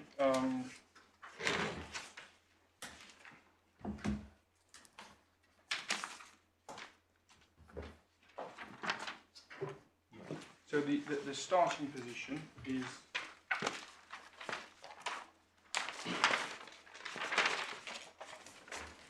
orders for disclosure. So 21.2, which is at 1838. And we make 4 points. So the first point is that 21.2 subparagraph 2 is that any application needs to be supported by evidence. And the application before the judge wasn't supported by evidence. Point 3. What sort of evidence in a case like this? The phones were the parents' phones. What sort of evidence do you say there should have been? Well, for example, if it's going to be suggested that the material is on, or the material, you had a dispute, you had the parents saying, actually all the material relevant to has been disclosed, we can access everything, so you could have evidence in relation to that. There's no evidence in relation to that. If you're going to have evidence, if you're going to have the local authority saying, well, no, you can't access it. Yeah, So you need about evidence of that. access. Well, you're asking me what sort of material. If you're going to have a dispute of fact between the parties as to whether material has been provided or is accessible, and therefore... So you need evidence if there's a dispute of fact. No. If there isn't a dispute of fact. No. You were asking what? You asked me what type of evidence. That was an example of the type of evidence. I'm asking in this context what evidence you would have expected there to have been.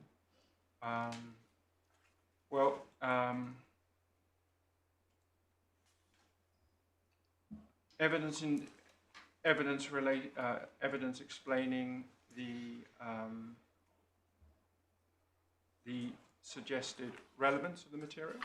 But you were proceeding on the basis. It was accepted that it was relevant and material. That's how the application proceeded. So I don't. So why did you need evidence of that? Well, my lady, I've accepted that it was accepted, the hearing. Yeah. what I'm focusing on now are the procedural requirements, which are in mandatory terms as to what needs to be provided when the application is made. So this is all when the hypothetical.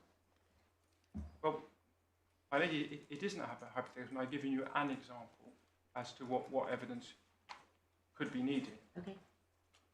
I don't mean to irritate you, but it was just I am not particularly knowledgeable about family law and these type of applications. I've given you an example, and I can take instructions and give you other examples if necessary. The next point is subparagraph 3, which says disclosure is necessary in order to dispose fairly of the proceedings. We would submit that if the material is already available, then it's not necessary. And then there's subparagraph 6, an order under this rule must not compel a person to produce any document, but not be compelled to produce at the final hearing.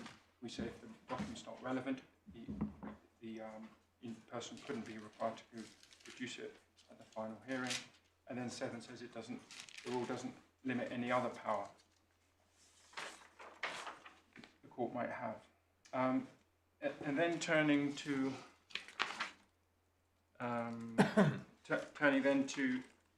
interpretation, 21.1, and just to clarify the Chief Constable's position, Chief Constable isn't saying that a phone per se doesn't fall or cannot potentially fall within the meaning of a document.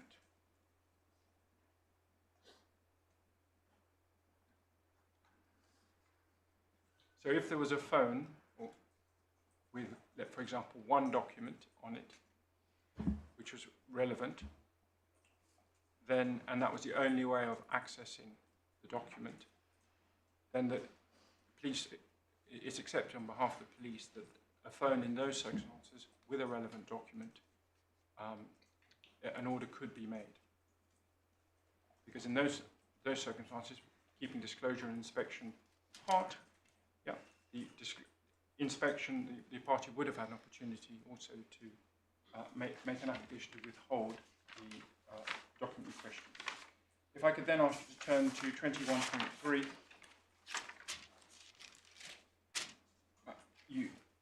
You have 21.3.1. You have the right of the person to apply to withhold disclosure on the basis of damage to public interest. And then you have paragraph 3. You can, the party has a right or duty to claim a right or duty to withhold inspection of a document, must explain the grounds on which the right or duty is claimed. And the application, paragraph 8 says this part does not affect any rule of law which remains or permits or requires a document to be withheld from, and here we are, from disclosure or inspection. And there you have the separation. You have disclosure, which is to identify the fact that the document exists, and then you have inspection,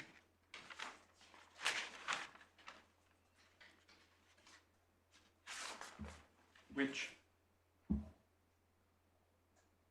is a separate issue, and in relation to which party in control of the document has a right to apply under 21.3.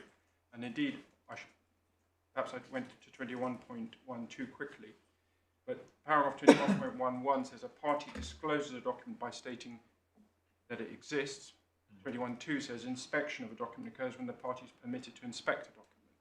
So they are separate matters, and the court in ordering the material to be provided to EM and disclosed straight into the proceedings, or effectively providing for inspection in proceedings, we say acted in breach of the procedural rules by denying the police the opportunity to exercise or to make an application under Rule 23. I thought that was the police's application. Everybody knew the phone existed. So it wasn't a question of refusing to disclose the existence of the phone or what was on it. It was a question of inspection, wasn't it? Wasn't that that was the whole issue? No, but well, not from the police's perspective. The police's perspective was that the phone shouldn't be disclosed. But everybody knew it existed.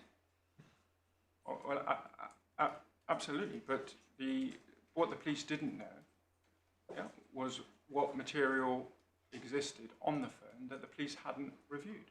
Well, you've accepted the phone is a document. To the extent, no, I was quite careful. I said the phone was a document to the extent it's a repository of information. Yeah. So you couldn't. I mean, it's quite clear. You can't just. You couldn't. The police's position is you couldn't. The court couldn't make an order requiring disclosure of a phone that had no information on it. Right. Yeah. So, but the police accepts that if there is information on the phone which could only be read or accessed from the phone, then disclosure or inspection could be ordered in relation to the phone for the purpose of accessing an electronic document or electronic data contained on the phone. So it's not that the phone, per se, we don't accept that a phone without material can be disclosed. We do accept that a document on the phone can be disclosed via requiring access to the phone. And when you disclose a whole lot of documents, you don't necessarily have to list them one by one. At least you don't in civil proceedings. You can describe them generically. Well, yes. I mean, a party who's had an opportunity to look through the materials can say, well, we've looked through the materials. We accept. We've had an opportunity to, and this is the position we adopt in relation to that material. But that's precisely what the police haven't had. Because the police haven't had an opportunity at all to look at the material that hasn't been extracted and considered. So you have a process which provides for inspection without the controlling party having the opportunity to make an application to withhold inspection. Yeah. It also results in material, in the practical terms, it results, as I've tried to give by way of examples, it can result in material that's totally irrelevant to proceedings being put in, and material that's harmful in relation to the public interest, because material that's harmful to the parties for reasons unconnected to the family proceedings.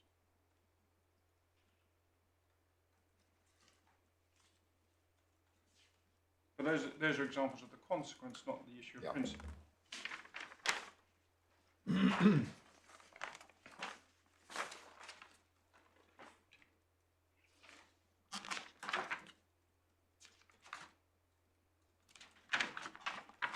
Well, now, Mr. Payne, I'm conscious of the time, and we may have to hear from everybody else. My Lord, I will. I know we've bombarded you with questions, and that's our fault. No, but I would move as quick as I can. And perhaps, if you didn't mind,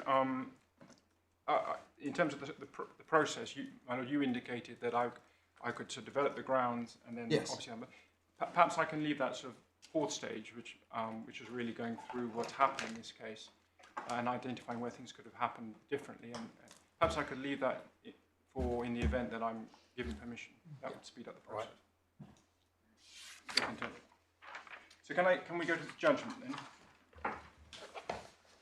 My Lord, can you move me along because I know I've made quite a lot of these points in my skeleton argument, so please move me along if I'm just repeating things that the court's already aware of. Paragraph 3 of the judgment. So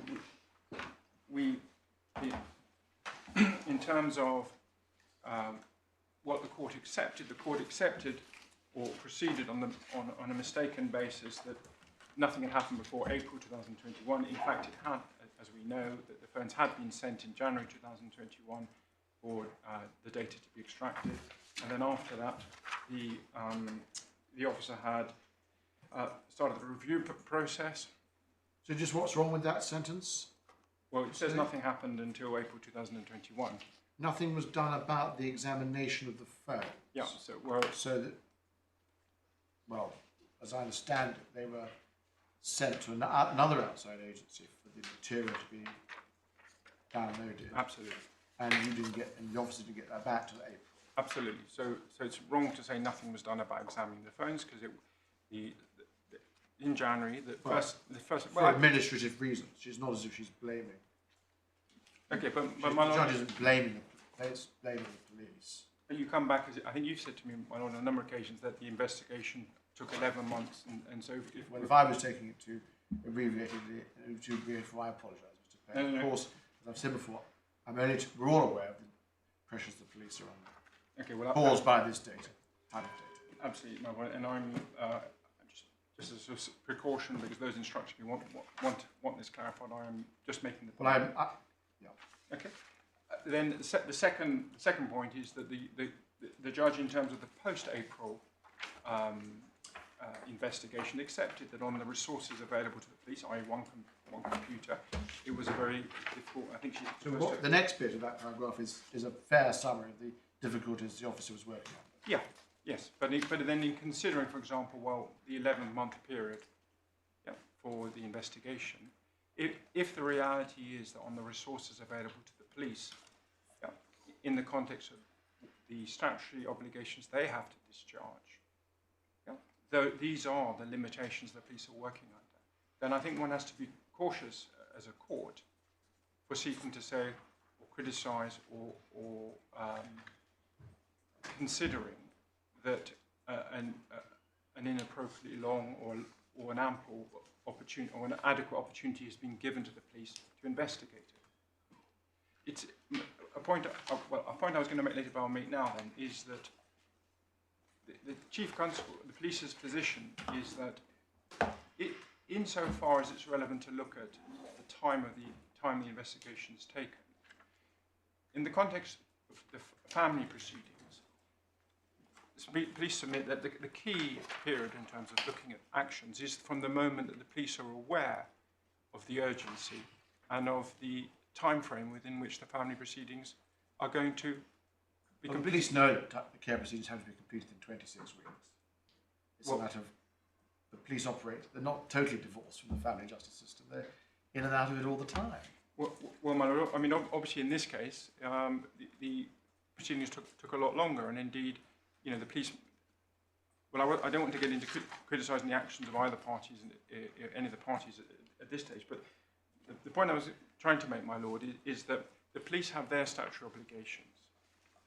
Family court have their statutory obligations. If the police, in terms of the investigations they're carrying out, they have to allocate resources by reference to the crimes that they are dealing with, by reference to the events they are dealing with, and by reference to the resources they have. Family court is in the same position, but with different obligations in terms of the speed within which things need to be done. So it's one thing to say, well, the police have had 11 months, if you're also accepting that having regard to the resources available to them, they've done as best they can. It's another thing to say, well, we told the police 3 months ago that there's a hearing. The police therefore have had that knowledge as a consideration to factor into how they allocate resources. They haven't done so, but they've had a fair opportunity. Therefore, we take into account that period, which could perhaps properly be considered as a period of delay. But simply to say, well, they haven't got the resources, they're doing the best they can. Why in a PI application, when the focus is on harm, why is that relevant, and why should that count in favour or count against the PI application? We say it shouldn't.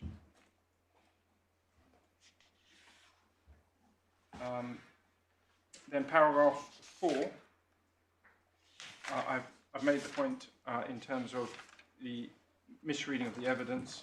The videos not all the videos had been downloaded from the mother's phone, and that's clear from the opening statement. And then here we come to a very tricky few lines, because we have in a closed statement, not seen by the parties.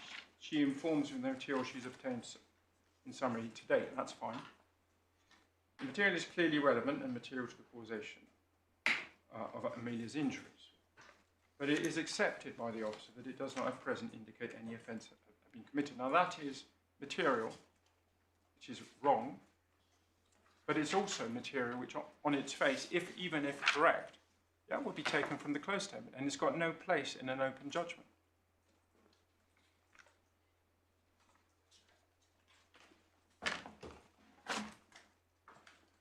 And then paragraph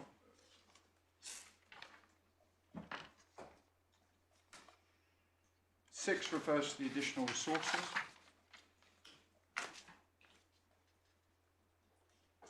Paragraph 8 deals with the position of the respective parties as to whether the material is available or not to the parents.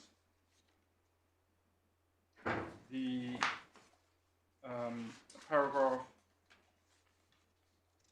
12, well, in terms of materiality, and I appreciate that the court's unlikely to find favour with the court, but the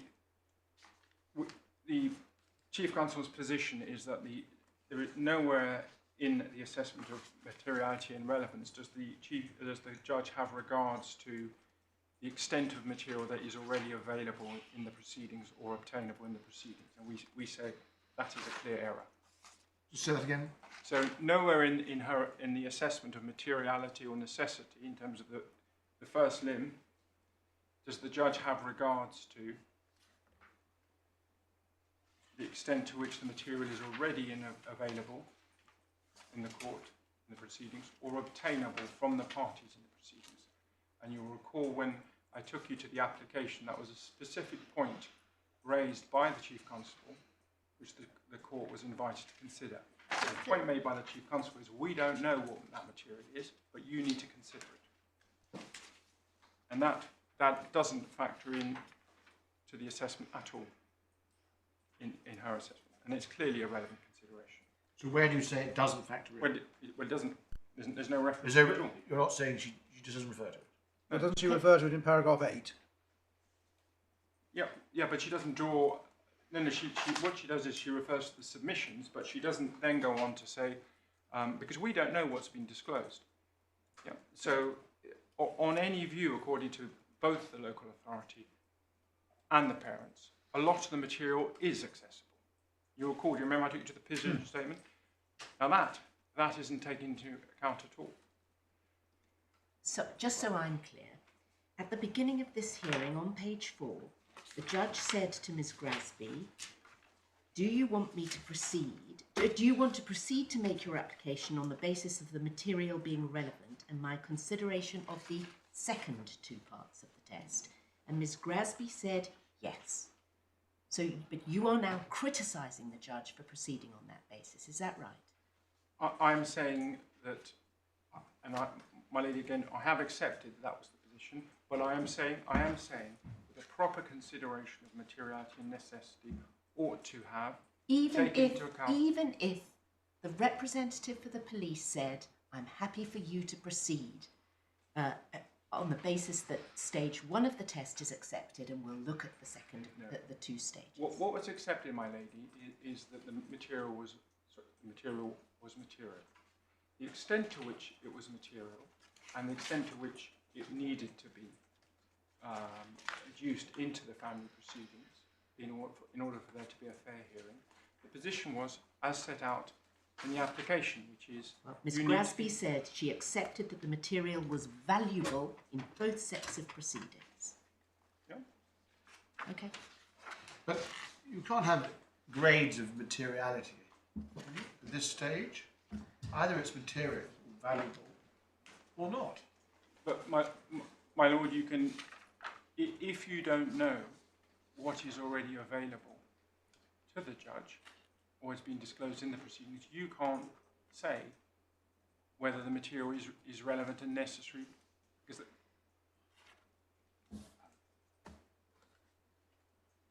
I mean, you know. So what should the judge have done in the light of Miss Grasby's concession that it was valuable, material and valuable? Where did the judge then go wrong in this short hearing? Because we say the judge ought to have then considered the extent to which it was material and valuable, having regards to her knowledge of the evidence and the issues arising in the family proceedings, which the police were unaware of. Mr. that isn't. That is just not in the real world. Family judges don't have the time to evaluate with the degree of precision you're proposing exactly how material it is. Also, it's very extraordinarily dangerous because we haven't got to the end of the filing of evidence in this case.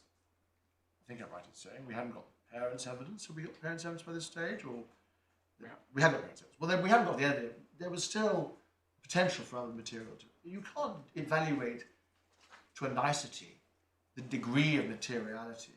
Either it's material or it isn't. But At the end of the day, the judge has to weigh the evidence, the totality against the totality of all the other evidence. But you can't do that as you go along. It's highly dangerous for a judge to do that. Milo, can I then, just in terms of the issue of principle, if, for example, there were 5 documents instead of 1,000 documents, and those documents were material in the sense of relevant, but the judge was aware that those 5 documents were already in the proceedings, then the judge, we say, would need to go beyond materiality and look at necessity. Yeah? So we say that merely because the Chief Counsel accepted that they were material, i.e. relevant, the judge was still required to consider the extent to which the material was already available, which in the proceedings. Now, had the judge been provided with evidence as to the conflict in evidence or conflict in position being adopted by the parties as to what material was already available or accessible, she might well be able to have determined that. Because if, for example, the evidence was actually it's all already available, then there would be no basis, we say, to make an order for disclosure. Forget PII, but an order for disclosure. Well, exactly. It's forgetting PII. But you wouldn't even get there, would you? No. No, you would just say it's not relevant because it's already But the there. judge was considering a PII application. Yeah, but the first stage in the PII application is relevance. Well, I know, but relevance was conceded. Relevance was conceded. This is a different point, which is necessity, which, as you quite rightly say, has got nothing to do with PII. So if the police had wanted to set aside the order on the ground that it was unnecessary and should not have been made for that reason, rather than on PII grounds, that would have been a different ground for setting aside the order, and it was not a ground that was relied on. My lord, yes, but what I'm trying to say, though, is that because the police accept something as material without knowing the documents that are already in front of the court, if in fact the police are right, the documents are material, but in fact they are already available to the court, then they are not relevant for the purposes of disclosure. So they might be material, but not relevant. No, I understand the point, but all I'm saying is it wasn't a point that was taken before the judge, and it may be very salutary for us to remind practitioners of the need to show necessity, but it doesn't help you in this appeal. But, I suppose the point, and I'm not going to say any more after this, just my last attempt, is that the police did say squarely in their application, we don't know what the material is. We invite you to consider relevance by reference to the material that is available to you.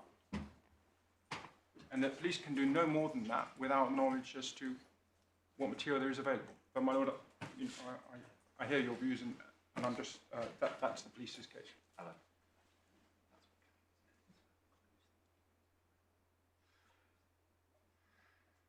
And my learned junior is pointing out. Perhaps you could just record this page 4 of the hearing. The transcript at the bottom. There's a reference to Miss Brasby and what in fact was accepted, and what is accepted is the evidence in the closed statement. So not an acceptance that all the material on the phone was relevant, a specific acceptance as to what was relevant. A limited acceptance as to what was relevant. Sorry, what was material. Right. Paragraph 12.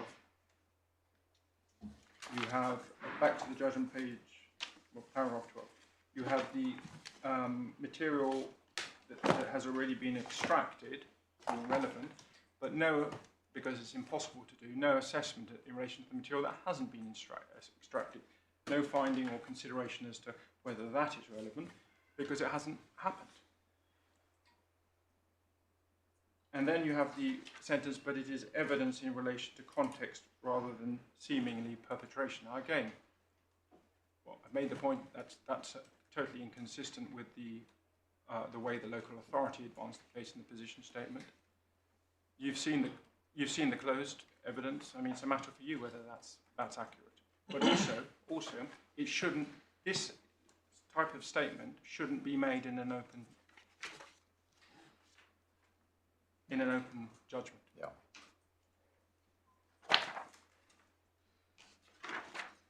I mean, again, I think I'm probably going to be accused of being artificial, or not living in the real world. But the reality is, the police have a difficult enough job investigating crime.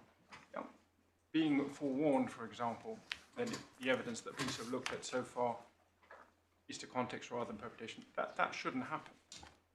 Because they should know information about the ongoing substantive criminal investigation referred to in a closed statement, even if correct, should be referred to in an open judgment.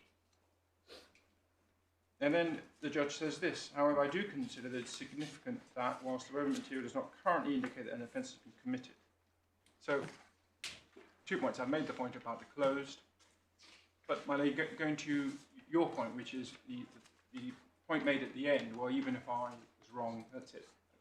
The judges, we say, misunderstood the evidence at a fundamental level. It's also, we say, a point of limited, if any, relevance, because it also betrays a fundamental misunderstanding of the criminal process. Because what the police are saying is the police didn't apply for PI on the basis that there is evidence that a crime has been committed. The police said, we are investigating whether a crime has been committed. This investigation is ongoing.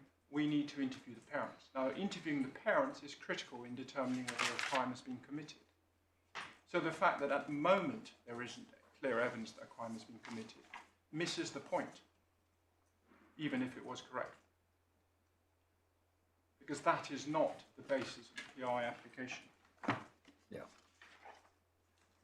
And then there's also a point of that inaccurate as to what material has and hasn't been considered. You've heard my submissions in relation to paragraph 13 on time. I'm not going to repeat them. And then you have the factors that are said to, at the top of the next page, factors that are said to militate against or weaken the PRI application. The parents already know what they spoke about with each other. Well, you've got my point in the skeleton argument. If there's thousands and thousands of WhatsApp messages, there's no basis at all for saying unless they have access to them, and even then, there's no basis at all for thinking that they do in fact know everything and what they said to each other over many months. The risk of collusion I've dealt with.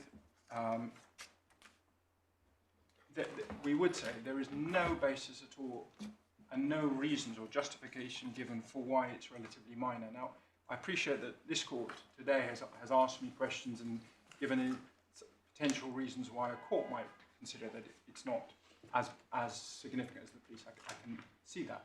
But that isn't the judge's reasons. Matters were never raised with the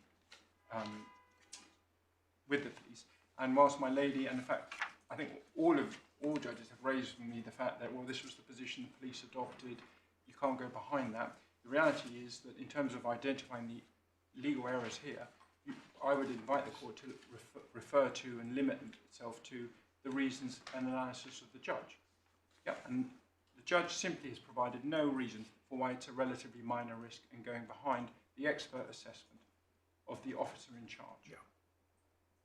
And then there's the next sentence which said, I'm not entirely satisfied. Now that phrase, I'm not entirely satisfied, is wholly inadequate in terms of determining PI application.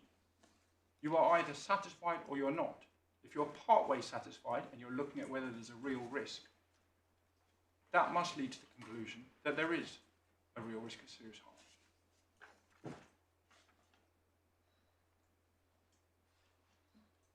Again, though, it's also entirely unexplained. Why? If you're saying the police looking at this, and the police ask themselves, why? Why was our assessment of risk rejected? There's nothing in this judgment that could explain that. Well, isn't her point about 12 months, isn't it? That's the reason. You may say it's a wrong reason, but that's the reason she gives. They've had 12 months to collude, so if they were going to, they would have done. My lord, that's the one limb, isn't it, my lord? But the other limb is not knowing what the messages say to third parties. Yeah.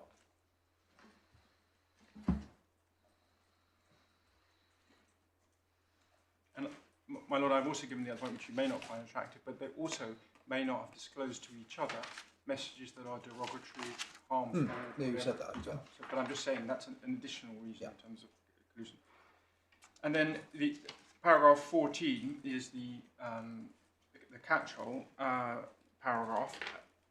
And I just want to make two points in relation to that. One, which is in my skeleton argument, which is the REG, all the asylum cases, all the main PI cases, they all balance Article 6, Article 8, yeah, and the right to a fair hearing.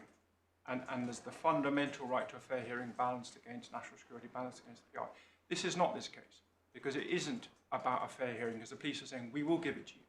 So it can be considered. Well, a fair hearing implies also a hearing that is not delayed, But particularly in this jurisdiction. well, my Further delayed. I was going to say, my lord, the fairness of the hearing, which is considered in all the classic PI cases and the balancing act that's referred to in those cases, is the party's right, fundamental right, to know the material in relation to which, or on the basis of which facts are going to be found. This is different.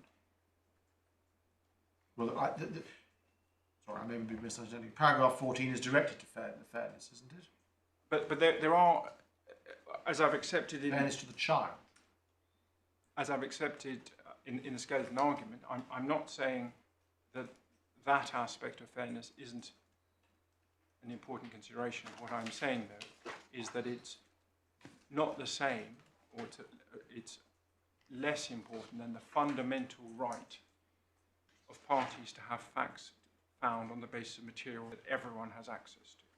So if you're looking at, for example, if you're comparing a 2 or 3 months delay on the one hand with a party never having access... So the fairness to the child in these proceedings is less important than what?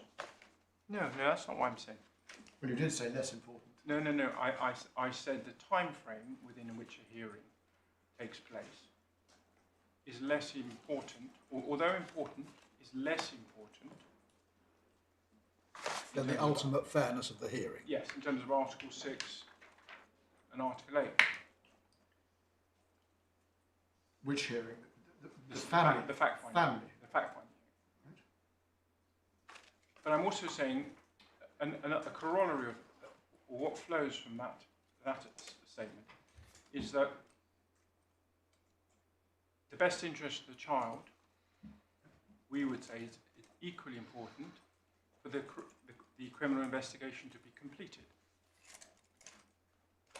Yeah. And so where you've got effectively, you're talking about a time frame as opposed to a total denial of access to the information.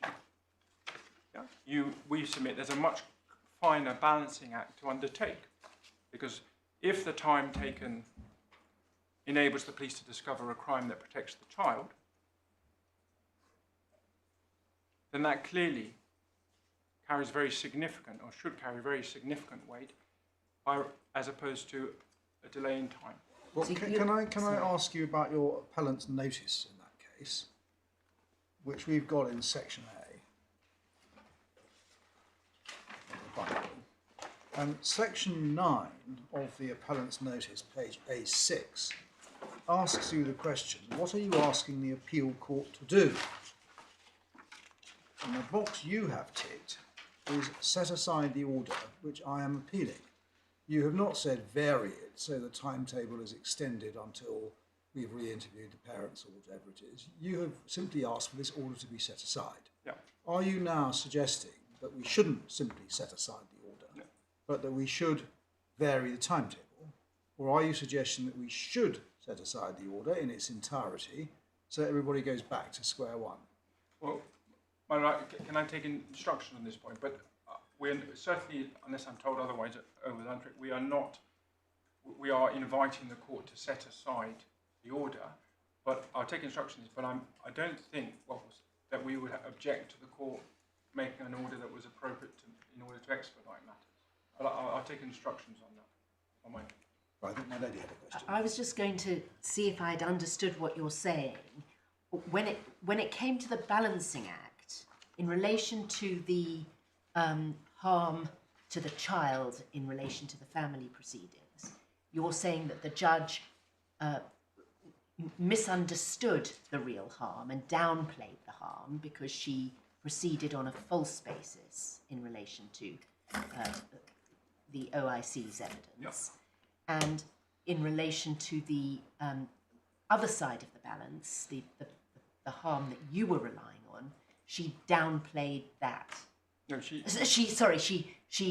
over-egged that by looking at it in absolute terms rather than in time-limited terms. Yes, she failed to appreciate That it was about timing rather as than opposed to an absolute.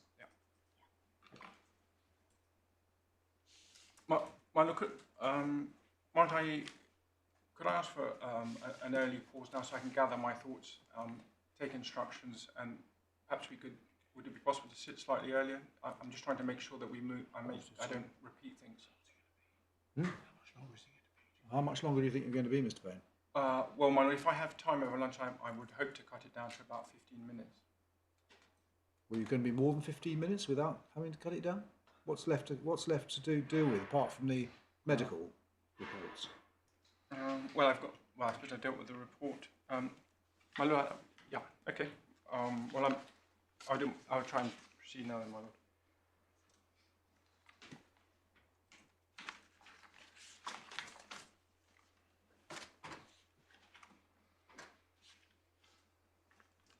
So in terms of reviewing the report, I've dealt with that, but just so it's clear, it's the separate ground in relation to reviewing the report is the denial of opportunity to look in relation to consider the material in relation. This is reviewing the EM report. Yes, it is. Yeah. Did you ask the judge for that? No. But there is a mandatory obligation on the court in considering a PI applications to consider whether there are, police would submit whether there are appropriate steps that can be taken to mitigate the perceived risk of harm. That is in fact referred to very helpfully in the local authorities' Skeleton argument. So, yes. Well, the way this came about was that they offered you the EM report. That was thanks to the local authority. Yeah, not opposed by the parents. The judge approved that. Yep. And they included in the scheme that there would be a further 2-week period, but they didn't include that you would have the right to object to the disclosure to the parents. Yeah, so you have the 4 weeks and then the 2 weeks for the report, Yes. and then disclosure immediately, on the parties and the court at the end of that 2-week period, but then permission for the local authority at some stage to share the report with the police. What's missing, police say, is the opportunity once the report has been finalised for the police to see the report before it's served. That is an application which wasn't made to the judge about material that would actually be within the family proceedings. Which, well, it hadn't got to the family. Well, it wouldn't have got to the family proceedings if the. It was being produced within the family proceedings. It was. It's not your document, is it? The EM report isn't your document. It's a document generated within the family proceedings, to which you would need the court's permission, or which you would need the court's permission to see. Absolutely, my lord. But what we're saying, the mistake that was made, we say, was that the court, because it's within, as you say, the family court proceedings, it was open to the court within those proceedings to provide that report to be served. Nobody turned their mind to this at the hearing, did they? This wasn't something that was gradually raised in the hearing, or this was just, at this point, was just tacked on. So why does it give rise to a ground of appeal? Well, my lord, the whole approach to obtaining the report and providing the police with access to information relating to instructions, none of that was made available to the police. So, although now looking back at things, the criticisms being made or questions are being asked, well, why didn't the police do this? Why didn't the police do that?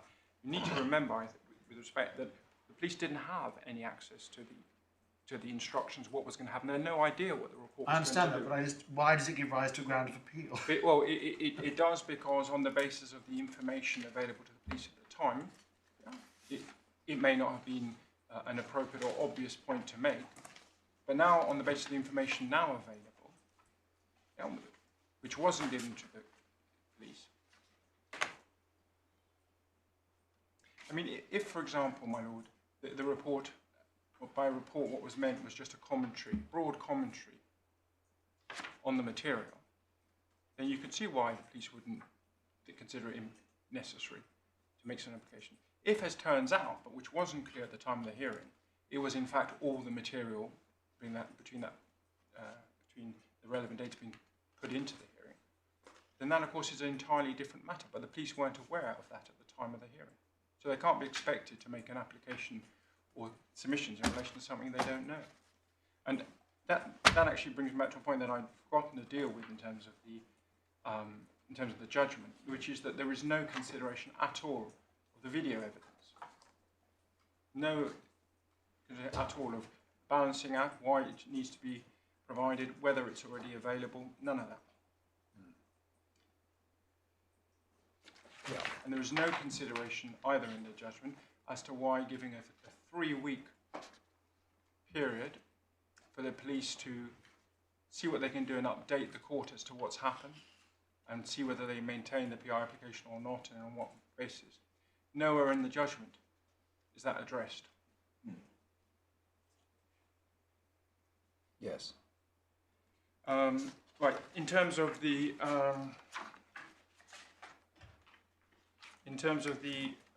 disclosure application. Medical report. Yes.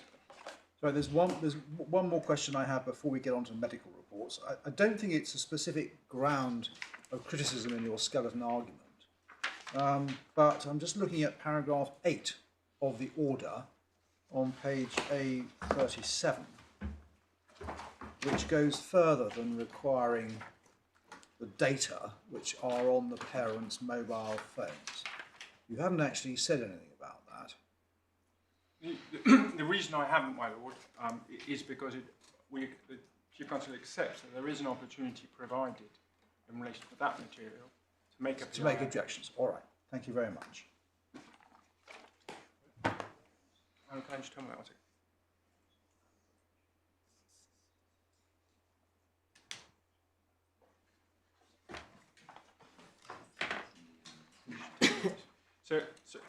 So my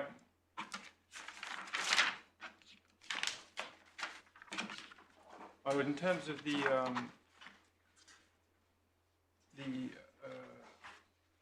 application, well, can I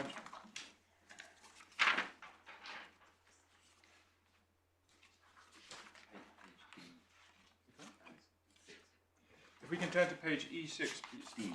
Oh, D6, sorry.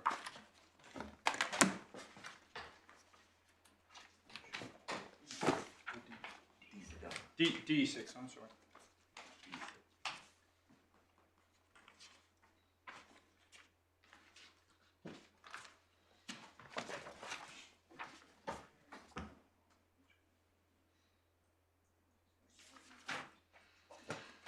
This is a case management decision, isn't it? Absolutely. So we obviously have that hurdle. I mean, although the the other parties say both decisions are case management decisions. This is a more On any view, a this pure case management decision. We say the PII decision is much more substantive decision in terms of application of principles. It's not so much a question of margin of discretion there. It's much more a question of whether the law and the evidence, law has been properly applied and the evidence. Yeah, we understand the difference. Well, can I just have one moment because I can't find a document. So,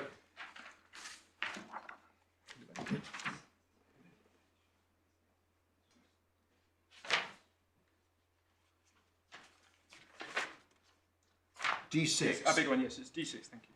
So, there is the application that's made in terms of, and it's the bottom paragraph, the Chief Counsel has been led to believe that the parents maintain.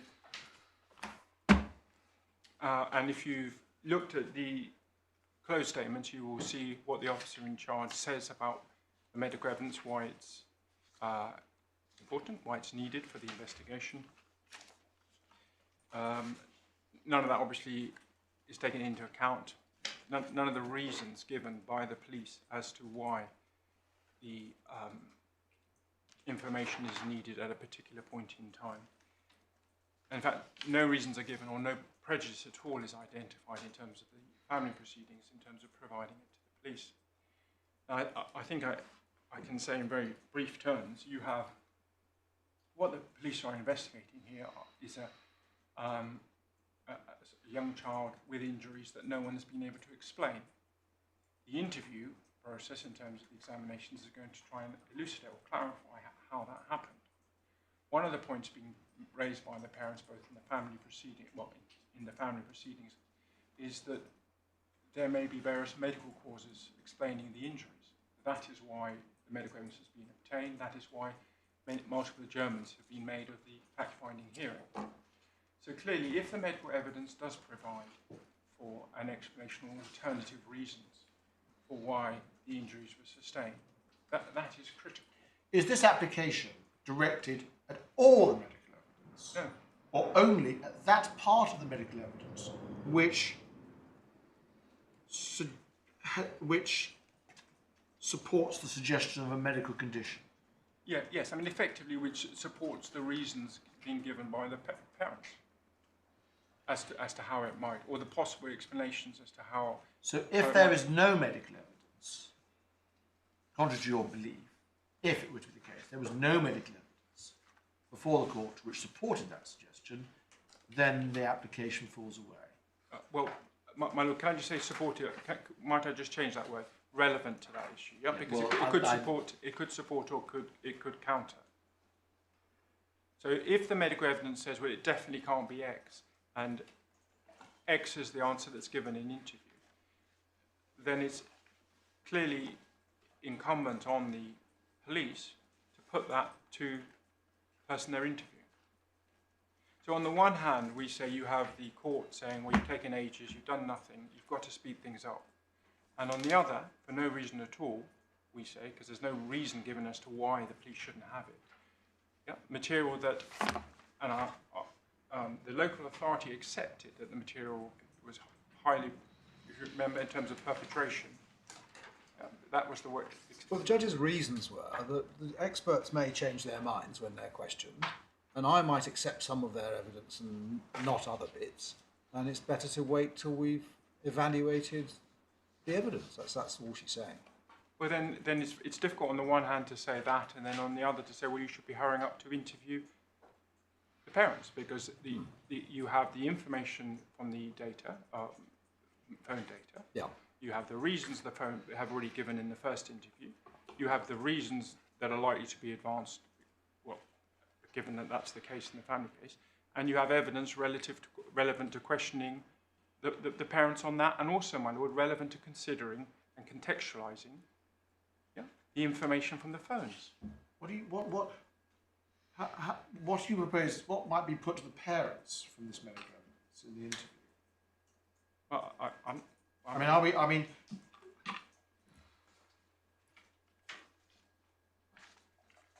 I'm not following why it's relevant for the interview. Well, my Lord, I can understand why it would be relevant for any charging decision. But why is it relevant for the interview? Well, my lord, I mean, I'm not. I mean, can it's, I, it's can I use, difficult for you to say this. can I use another case then? Just another example. If a person's been asked to explain an injury, and the person says the injuries occurred because of genetic weakness, and there is evidence, the only evidence available, in fact, perhaps even obtained by that individual, that says, well, no, it's not nothing to do with genetics. How would it not be reasonable and fair to ask to put that to the parent? No, not the parent. Sorry, the individual.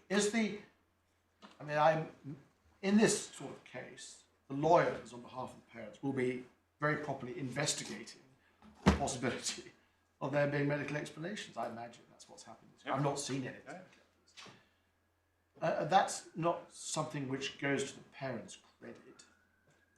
Well, it depends on what they say in the interviews. What did the police? But my lord, can I also say one other thing? The local authority in the position statement said it does go to credibility. Do I? Well, I missed that. If you turn to page C11.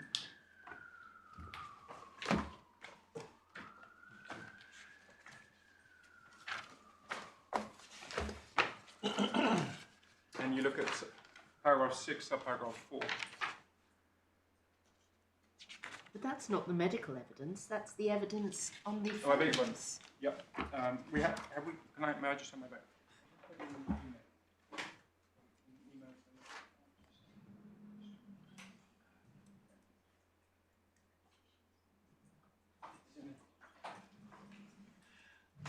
I mean, Mr. Payne, you'll appreciate that I've done these cases in first instance, and the practice which is commonly favoured and flagged up in the X and Y case, for example, is that you get the judgment first. You get the fact-finding judgment, if the judge lets you have it, which may be opposed.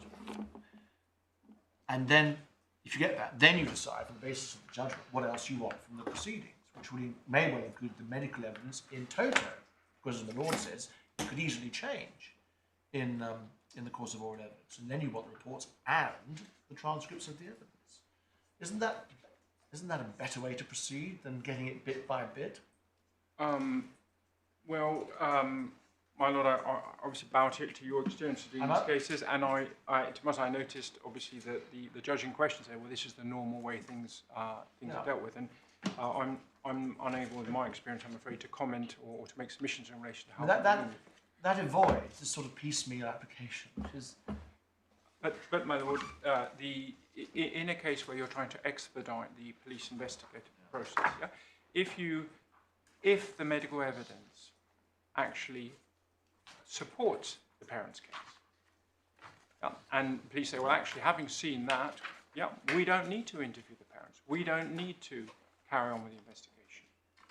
PI falls away. And if the experts express different views from each other?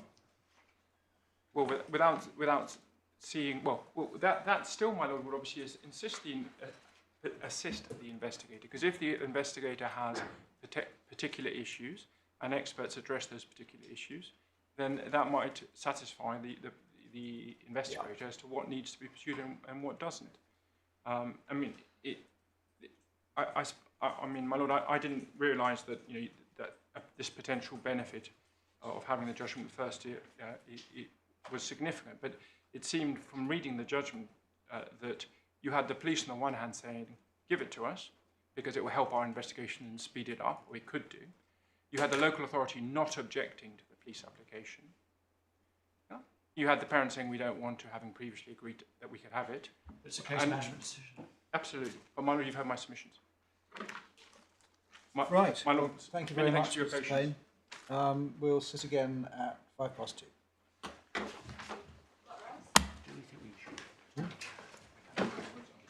Do you want to have a chat now? Yes, and give a clue to them so they know. All right. Well, actually, what we'll do is we'll go outside, see where we are. So don't leave court for the moment, and we'll be back in 5 minutes or so. Okay.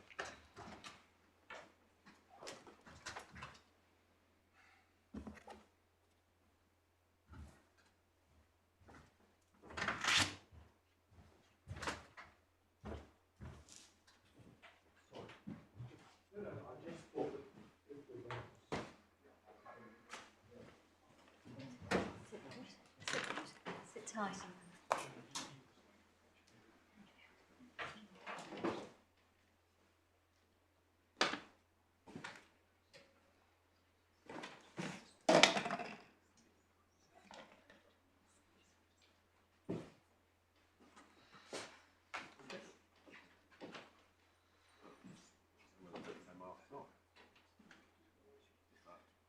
De rigueur.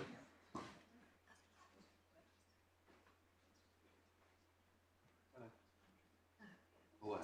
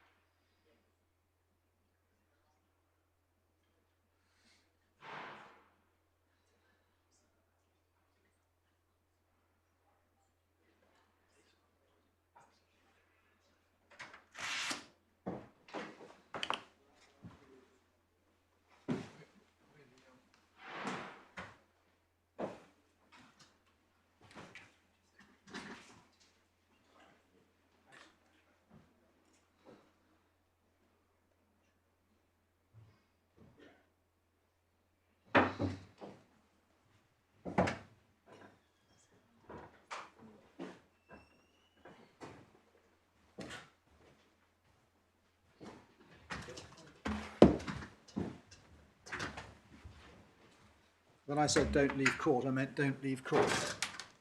Mr. Payne, we will give you permission to appeal on ground 1 only, and we will hear argument on that ground after the short adjournment, and we will resume at 2:10.